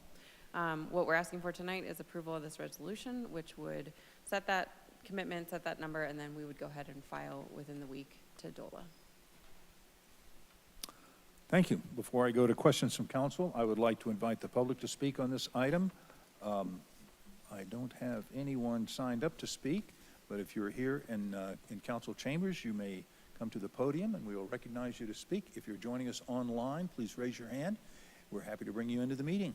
I'll give it just a moment to see if anybody comes to the podium. Nobody's making a move now, and I'll check and see if anyone is making a move online to raise their hand. So no one is raising their hands, so we will move past our public's right to speak on this item and go to questions from council.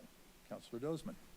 Thank you. So I just wanted to clarify that the IVES project would count towards this number, or? We know the next phases of IVES would. We need to get clarity, I think, on the one that's under construction today.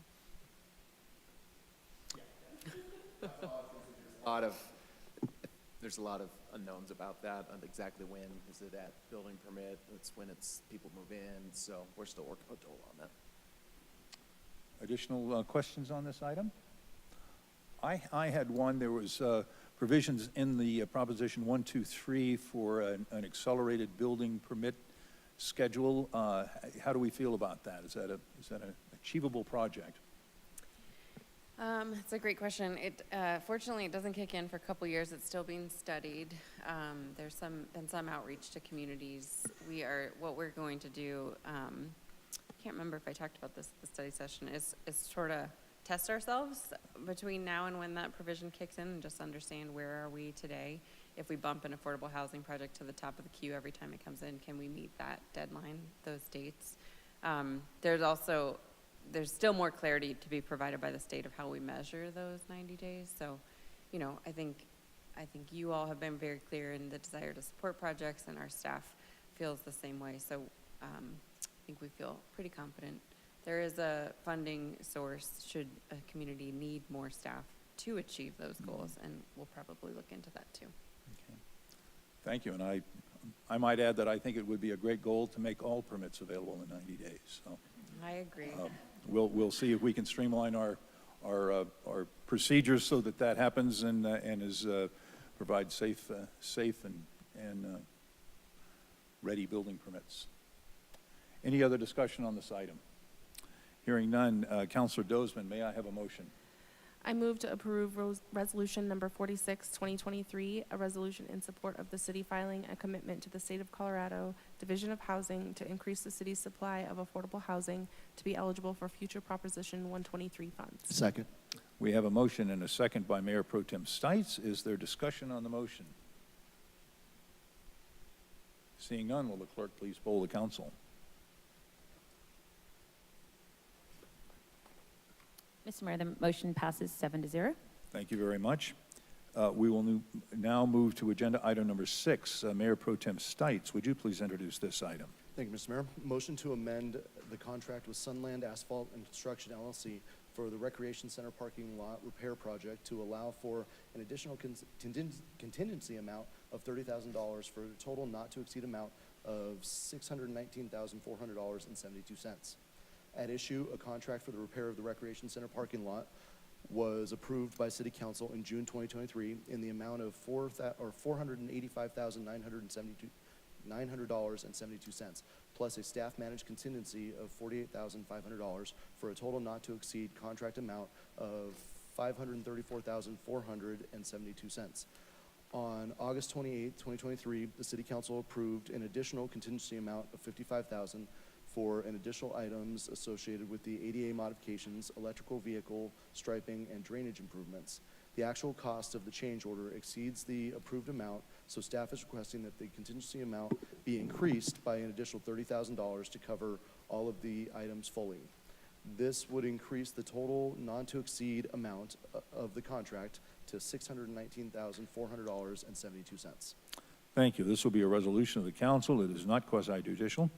Mr. Goff, do we have a further staff presentation? We don't. Our Public Works Director is here if you have any questions. Okay, thank you very much. Before I go to questions from council, I will invite the public to speak on this.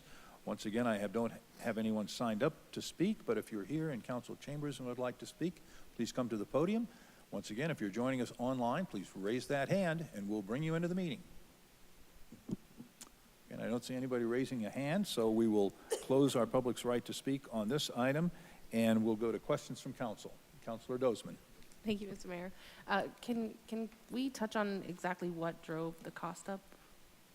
Like, I see that it's some striping, but I feel like the paint, it really wouldn't drive up the cost that much? No, not so much the paint. It was, we're just modifying the design. So we found out kind of after the fact, after we bid the project, that there was a desire to add more ADA handicap spots for the building, even more than what's required by code.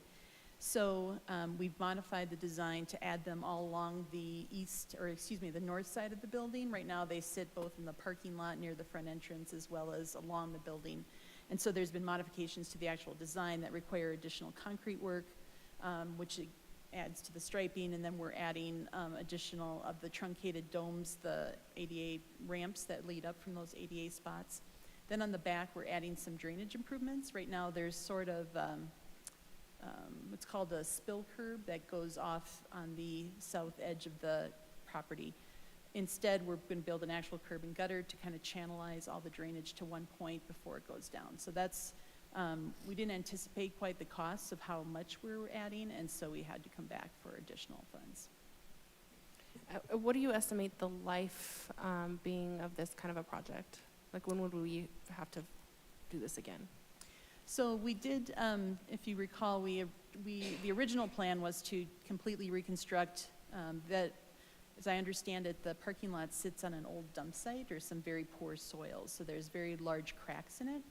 The original intent of the project was to completely reconstruct it, remove about a foot to a foot and a half of the material, and then build it back up again. Instead, what we're doing is putting in a geogrid material, and we anticipate that this project should last at least 10 to 15 years without the need for total reconstruction. So we can push off that total reconstruction for a longer period. So would that, in essence, be saving us money right now? And in the long term. So we're not guaranteed by doing that reconstruction, which was, I think we estimated about 1.8 million was budgeted, that we could ensure a longevity of more than 20 to 25 years. So we feel that this kind of still impactful project will still, even if we had to do it twice, is going to be less than doing a total reconstruction. So again, probably that 10 to 15 year time frame, we'll be looking at it again, but we will do probably more regular maintenance to the lot that we haven't done over the past 20 or so years. Thank you. Thank you. Is there further discussion? Councilor Hulteen. Thank you, Mr. Mayor. Does this include the enhanced safety for the Clear Creek Trail crossing through the parking lot, including increased visibility signage? Yes, so we're adding, we're modifying both pedestrian ramps as you cross the parking lot driveway from the trail to the other side of the trail, and it kind of goes across that main intersection there that's also marked with crosswalk markings. Great, thank you. And it includes signage notifying people in the parking lot to look for pedestrians and bicyclists crossing through there? In accordance with the MUTCD, there's, yes, certain places where we're going to add that. Okay, great, thank you. Thank you. Additional discussion or a discussion? Questions from council? Okay, seeing none, Mayor Pro Tem Stites, may I have a motion on this item? Thank you, Mr. Mayor. I move to amend the contract with Sunland Asphalt and Construction LLC for the Recreation Center parking lot repair project to allow for additional contingency amount of $30,000 for a total not to exceed amount of $619,400.72. Second. We have a motion and a second by Counselor Hutchinson. Is there discussion on the motion? Seeing none, will the clerk please poll the council? Mr. Mayor, the motion passes 7-0. Thank you. That concludes our regular agenda items. We will now go to City Managers Matters. Mr. Goff. We have a special study session coming up, so I'll defer any comments. Thank you. Okay, thank you. City Attorney's Matters, Mr. Dahl. Nothing tonight, thank you. Okay, we will go with Elected Officials Matters. Just raise your hand if you have a matter tonight. Counselor Hoppy. Two quick things. I'd like to say thank you to everybody for supporting the Domestic Violence Awareness Month proclamation. Porchlight Family Justice Center is a place where we have over 25 other nonprofits co-located in the same space. So and we serve victims of violence, so domestic violence, child abuse, elderly abuse, sex trafficking, and sexual assault. We have a medical suite, we have a hair salon, we have a child care facility where your children can be taken care of while you're receiving your mental health counseling through JCMH, or while you're there working with a legal advocate through Family Tree. So our fundraiser, our second annual fundraiser, is October 19th at the Buffalo Rose. And so I'm inviting everybody to join us. You can go to Porchlight Family Justice Center and get your tickets there. Or if you have something you would like to donate for our silent auction, please let me know. And then the second thing is the County Treasurer DeTulio had not made it all the way through his comments this evening during his 3 minutes, and so he asked me to, he gave us memos, and he asked me to read the memo. It's a long one, so I'm going to pull out the pieces that I know that we didn't hear. To clarify, Tabor requires governments in Colorado to refund revenues collected above the Tabor limit for the given fiscal year or seek voter approval to retain the revenue. There are a variety of ways that can be used to refund the revenue to the taxpayers. One of them can be applying a credit to your property tax. The next one is mailing checks. Jefferson County has chosen to mail checks. According to Treasurer DeTulio, the Jefferson County Treasurer's Office will cash any check under $200 with a valid ID. And additionally, the Treasurer's Office asks you not to send your checks back, but to cash them. The funds cannot be used by the county. And I would say Porchlight Family Justice Center could use those funds, so you can send them right over to us. And that's it. Thank you, Counselor Hoppy. Any further, Counselor Hulteen? Thank you. Happiness Gardens report. There are a lot of green tomatoes for the picking. The food forest that's been planted has a lot of green tomatoes, and I think a lot of us know if you pick green tomatoes and bring them home, guess what? They ripen and they turn the right color and you can enjoy them. So feel free to grab some green tomatoes at Happiness Gardens. I also just want to have two other quick comments. Tonight we recognize Breast Cancer Awareness, and when they read this, the statistic that 1 in 8 women will have breast cancer in their lives, at the time there were 20 women in the room, and that's a very sobering statistic. And luckily, it's something with good monitoring and detection can be treated. And so, ladies, please check and take care of yourselves. We used to have Buddy Check 9. So you can still do that. And then today I rode my bike on Pier Street, which is all ripped up because it's getting resurfaced, and I'm excited about that because those bike lines needed some attention, and I'm really looking forward to seeing the new version of Pier Street with the new and improved bike lanes on it. So meanwhile, right now it's zero fun to ride a bike on. So I'm looking forward to it, not just because the way it rides now is terrible. And that's all from me tonight. Thanks. Thank you. Councilor Ulm. Thank you, Mayor. On Saturday, I was with my wife with about 400 other people at the National Public Lands Day at Anderson Park. And we cleaned up a lot of trash. I don't know how many hundreds of pounds of trash. 52,000 pounds, or 42,000 pounds, yeah. It was a lot of garbage. And big thank you to Jefferson County and the city for being partners on this. And I was honored to have the mayor there, along with County Commissioners Andy Kerr and Leslie Delcamper.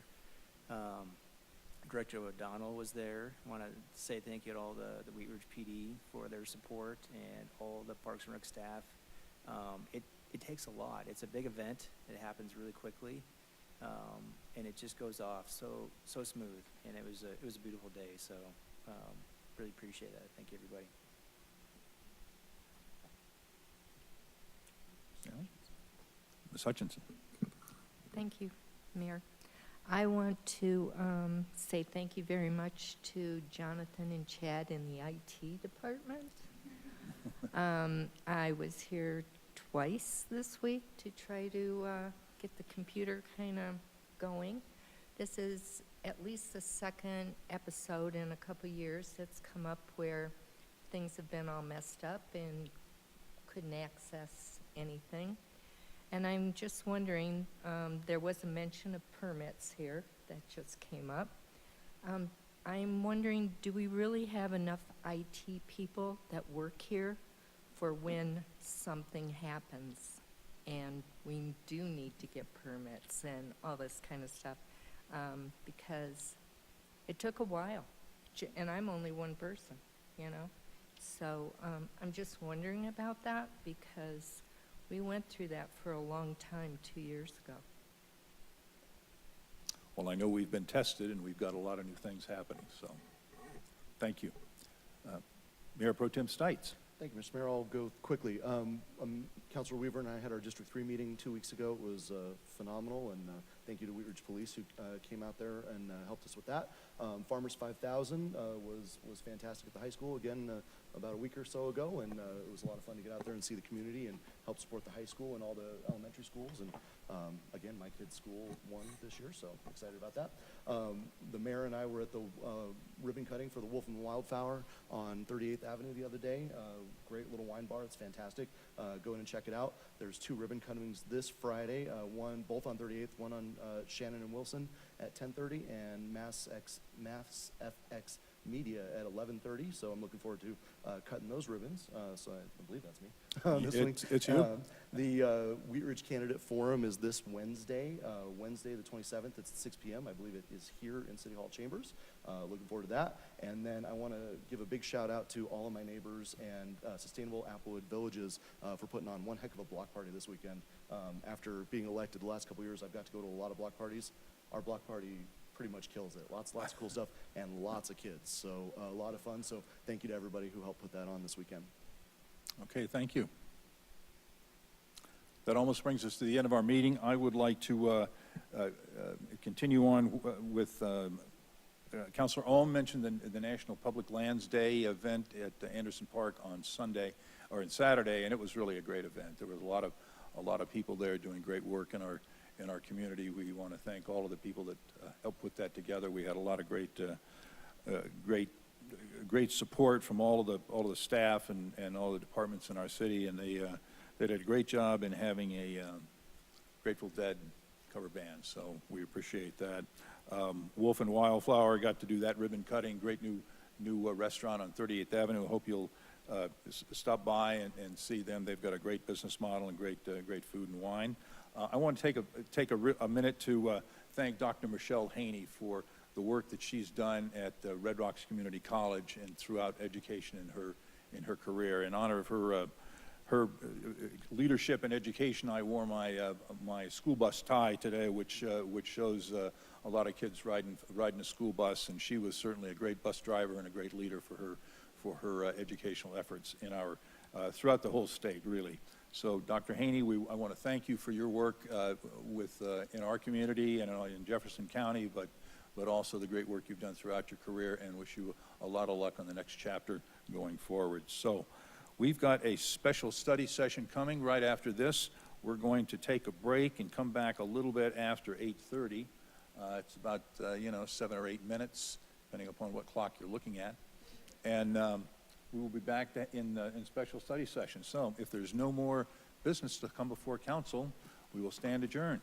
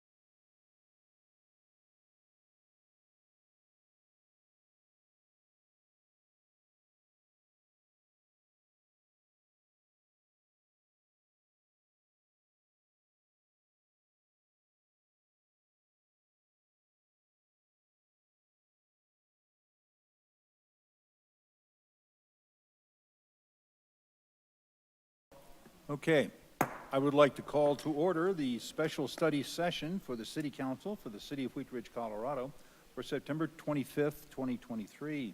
We have one agenda item is our item number 1, billboard regulations and proposed amendments. We have already invited the public to speak on this item, and so I will go directly to Mr. Goff. Thank you. I'll go directly to Ms. Mikulak. Thank you. So I'm here tonight to request consensus on a few proposed amendments. We are bringing this tonight specifically sort of why now, because of lessons learned over the last couple of years and a few specific challenges that we had last year in implementing our current regulations. Thank you. Currently, the code allows 16 billboards, and they're allowed only in the northern area of the city adjacent to I-70. That allowance actually dates back to 1991, as do most of our billboard regulations. There's a brief history in your packet. In 2007, the code was revised to refine the definition of a billboard to include the phrase oriented to the interstate highway. And that term has definitely helped. We've had a few interpretations over the years of billboards that were not eligible because we deemed them to be not predominantly oriented to the interstate highway. But it is still open to interpretation, and that subjectivity is actually what led to an appeal last year.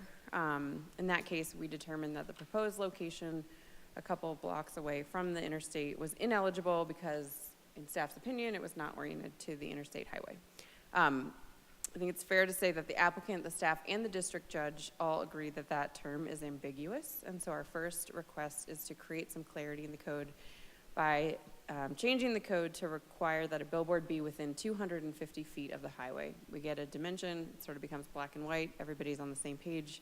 250 feet is a dimension that all of our existing billboards would comply with, and we think that distance is appropriate given our land use pattern along the frontage road and near I-76 and I-70. The second specific provision that we're recommending is actually to reduce that billboard cap from 16 to 15.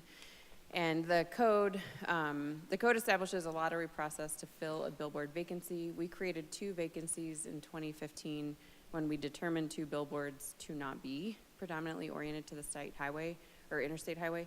And we've actually been trying to fill that final vacancy for years now. We have done numerous lotteries, applicants have been chosen, they have tried to go through the process, and they've had to withdraw. Ultimately, there are sort of layers of regulations that apply to billboards. We have our local regulations, and then it's state and federal regulations that apply to billboards across the whole country. And it's that layered effect and combined impact that makes it nearly impossible to cite a 16th billboard in Wheat Ridge that is predominantly oriented to the state highway. So in order to save, I think, everybody manage expectations with applicants and with the time of our staff, we're recommending we reduce it to 15. Included in your packet is also a red line of the ordinance with a few proposed clarifications. There is one provision that we thought of after the fact. Naturally, every so often we get an inquiry as to whether a billboard can be a digital billboard, so a giant digital screen. You'll notice that we don't have any of those in Wheat Ridge, and that's because we have consistently interpreted the code to say that they're not allowed. We do have rules for changeable copy signs, but those live under our freestanding and wall signs. So we would like to add a phrase, or sentence rather, in the billboard regulations to just once and for all say, changeable copy billboard is not permitted. That is all of the provisions that I had to present tonight. I'm happy to take any questions that you have. Thanks. Thank you. Councilor Hoppe. Thank you, Mr. Mayor. Thank you for the red line detachment. I have 3 quick things. Under A1,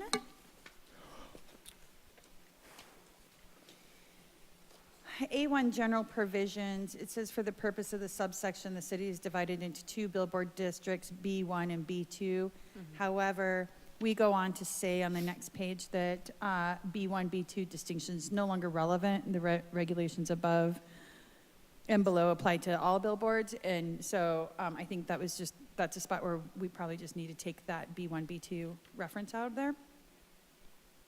And then if you go to B2, so the new B2, B2. Okay, so B2, whenever an abandonment or other event results in fewer than the maximum permitted numbers, blah, blah, blah, goes on to say all this. It has a sentence that says, the determination and declaration of a vacancy shall be in the city's sole and absolute discretion. However, the rest of all of the language in here says community development director. So I just wonder who, the vacancy shall be in the city's sole and absolute direction, like who in the city is that? And should we maybe clarify that that's the community development director?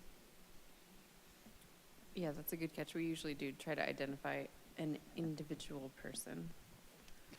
And then my one last thing, while we're at it, which Mayor Starker can confirm, those are the 5 most expensive words in construction. Can we please change the his, her language to be more inclusive, whether remove it or they, it for us? Yes.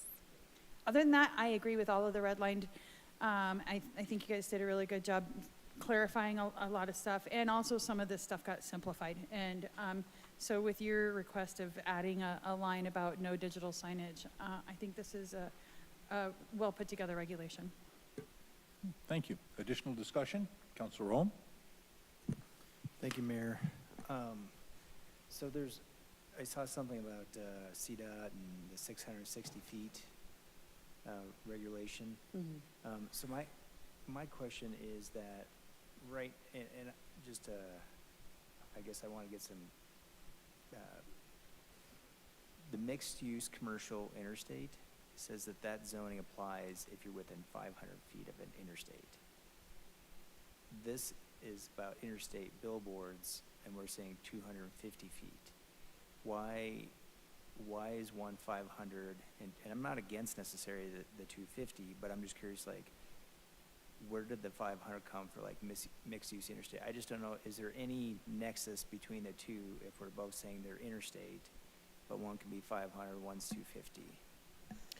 Yeah, that's a good question. So, so the 600 feet, just for clarification, is CDOT has jurisdiction over any billboard within 600 feet. So when you're in a more rural area and there's sort of a longer view shed, is that a word? You can see further without obstructions in between. Billboards might be farther away from the highway.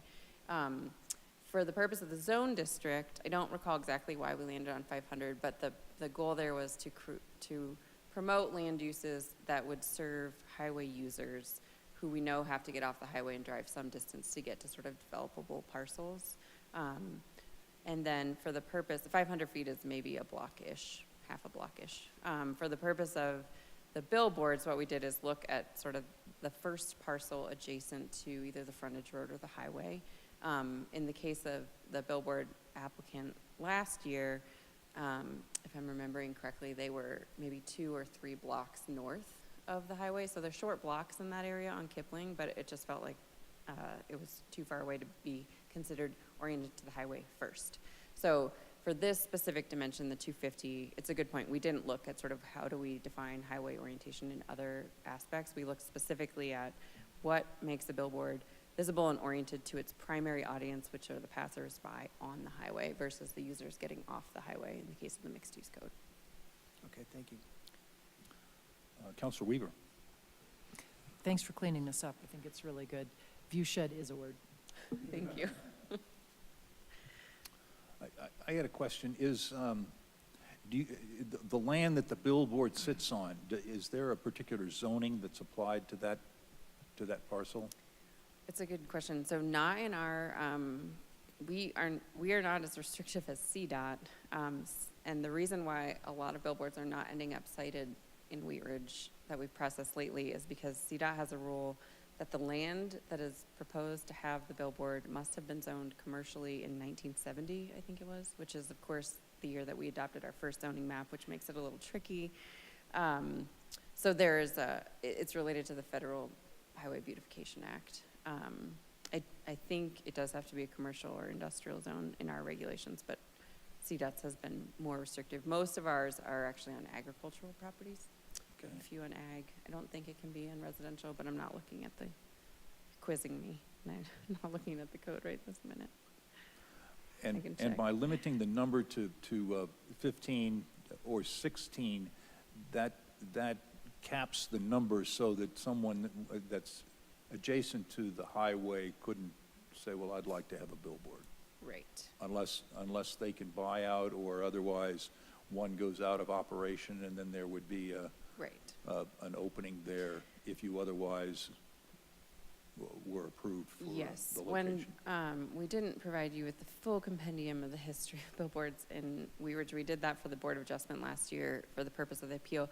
Our billboard locations actually have not changed since the 1991 ordinance. We at the time discussed amortizing all billboards, and at the time said, no, the 16 that are here can stay. So the locations have been the exact same. The reason we have 2 vacancies is because 2 billboards that were notably further away were deemed to be non-conforming signs. We said, you're not oriented to the highway anymore. So we created these 2 vacancies ourselves through legislation. And that has been the trouble ever since.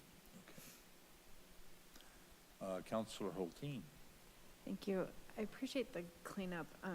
I would love to consider that should a billboard be vacated and removed, that we reduce the number of allowable. I mean, I really would hate to see new billboards go up in our city because they, I think, detract from people noticing our city. I mean, I can see I-70 from my backyard, basically, and billboards just aren't beautiful. And they generally are advertising businesses not in our city. So I would be curious, I mean, is that something we could do? Add to this ordinance that should a billboard be removed, that the number goes down? And remove the new billboard thing? Because I don't know, less billboards is better to me. I mean, it's not revenue that really benefits our city. It's certainly policy direction that can be created into code, right, Mr. Dahl? Yeah, that's true. You can do that. The limitation, there's a state statute that was enacted, I don't know, it's probably 20 years ago now, but that prohibits amortization of non-conforming uses. What you're suggesting, though, is when it's not really a non-conforming use, it's a conforming use, no longer being made of that property. So that's a property right that property owner's decided not to assert. We could structure the ordinance to say that number is reduced automatically when, as and if, a billboard operator ceases to use that land. That would mean that we probably wouldn't need I want to think a little bit about whether we'd even need a replacement lottery application process with that in mind, because it would continue to the number would keep going down and you wouldn't be creating any vacancies. So we need to do a fair amount of restructuring of the ordinance, because right now it's kind of oriented around the occurrence of a vacancy and now what? And, half of what's here, that's really been half of the litigation we've undertaken or undergone by billboard companies since the ordinance has been in place. But that would be a major policy change from the decision was made some time ago, okay, these 16 are okay, or now 15. That should bear discussion really from the whole council. I think legally you can do it. It will mean a very different ordinance, I think. Okay.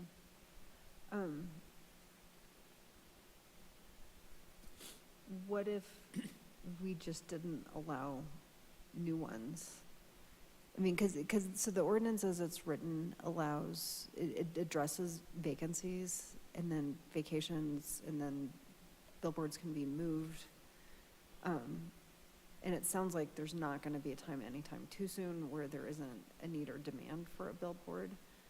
But, I mean, if we vacate or take one down and then someone builds another one somewhere else, I realize that this is kind of restrictive. My interest would be if we lose a billboard, that's one less billboard in the city. And so I understand that there's some reworking of it, but I'd be curious to hear from my peers if they would support reducing the number of billboards if if one of them gets removed voluntarily by the operator. Councilor Hoppy? I have two follow-up questions. Does the city receive any revenue from the billboards? No. No. The landowner exclusively receives revenue. Okay. And then, Mr. Dahl, so you were saying we could say, like, if a billboard is removed, that it will not be replaced. Is there a threshold? Is there a minimum threshold with the amount of lineage of I-70 in our community? Is there a threshold of how many billboards we have to allow within our community? No, not really. The billboard industry is not a protected class, in any particular way. It's like any other use, junkyards, the various kinds of uses cities over time have zoned out of their communities because they're not a protected class or use in any particular way. So no, just because there's always been 16 and the last 3 years 15 does not mean that we have to kind of provide that service at that level. And so in this ordinance, could we say something that is like, we have a maximum of 15 billboards, but then can we say something in there like kind of what Councilwoman Hulteen was saying, like if one is vacated, it will not be replaced? And we can add that into this ordinance like that? Yeah, it'd be a matter, I'd have to think about sort of how you articulate it, sort of the wordsmithing of it. But you'd establish a maximum at whatever the number is now, and then say, rather carefully write language around when a billboard is removed at the behest of the property owner or the billboard owner, and there's not a application by that billboard owner to. I think you want to make provision for replacement. A billboard gets old and the same company, United Advertising, wants to put a better one up. Sure. That you have to allow that, but make it very clear that if the decision of the property owner / billboard owner is not to maintain a billboard in that location, that the total number of allowed billboards in the city then becomes one less, and so on. We could say something like, no new applications will be accepted for new billboard locations, or something like that, maybe. Yeah, I think you could do that. Okay. I see Councilman Olmos. Yes, I am. Councilor Owen. Thank you, Mayor. So would it be, what kind of fees do we charge? And I think the bigger question is can we charge a annual fee? The only fee associated with the billboard is the building permit fee, which is based on the valuation. I can look up an example. What I'm thinking is if we could charge some type of annual license. We don't, but there could be something out there that some city has tried.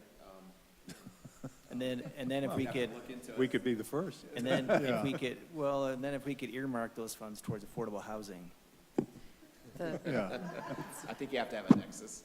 Yeah, I'd have to look at that carefully. So if it's an occupation tax, that's a tax. That's a new tax. That's a Tabor election. Okay. Right? So I wouldn't advise a Tabor election for the purpose of taxing 15 billboards in the city. Yeah. It might well pass, but that's a lot of effort. And billboard companies are very, what's the right word? That would be a hotly Organized. tested election. Yeah, they are very Yeah, they're very organized. and Billboard have lobbies locations and are attorneys. really revenue producing. They turn over a lot of revenue as against the investment necessary to put up a billboard. The revenue annually is colossal, and that is why they appeal any denials all the way. We've got this latest that was denied is now on appeal to the Court of Appeals. I'm very confident that we're good on this one. Got a good district court opinion. But the point is, that even though I think they think that their chances are 1 out of 10 that they'll get a reverse, it's worth it to them because of the value. So we would need to step pretty carefully in terms of making sure that I believe, as if you wanted to go that direction, that the system were not one that denied a revenue stream that's existing that they're depending upon, because they'll hang in on that. But if they voluntarily decide, you know, we just don't want that revenue stream anymore, we want to put up a better billboard, you know, in Lakewood or in Brush, Colorado, then fine. But I'd want to be careful about the language for that reason. Councilor Hoppy? Thank you, Mr. Mayor. I'm going to try for consensus. I'd like to ask for consensus to move forward with the proposed amendments to the billboard regulations with the addition of a line that says no digital billboards, and with the additional wordsmithing and language add around if vacated, no new applications will be accepted and the total number will be diminished. Show of hands on that. Looks like we have consensus on that. Thank you. Does that give you the clarity that you need to go forward? Yes. Okay, thank you. That will take care of agenda item number 1 on our special study session. I guess we will go to city manager's matters. Mr. Goff? Nothing else this evening, thank you. Okay, thank you. Anything further from elected officials? Okay, seeing none, we are about at the end of our session here. I think next week we have a study session here at 6:30. We do.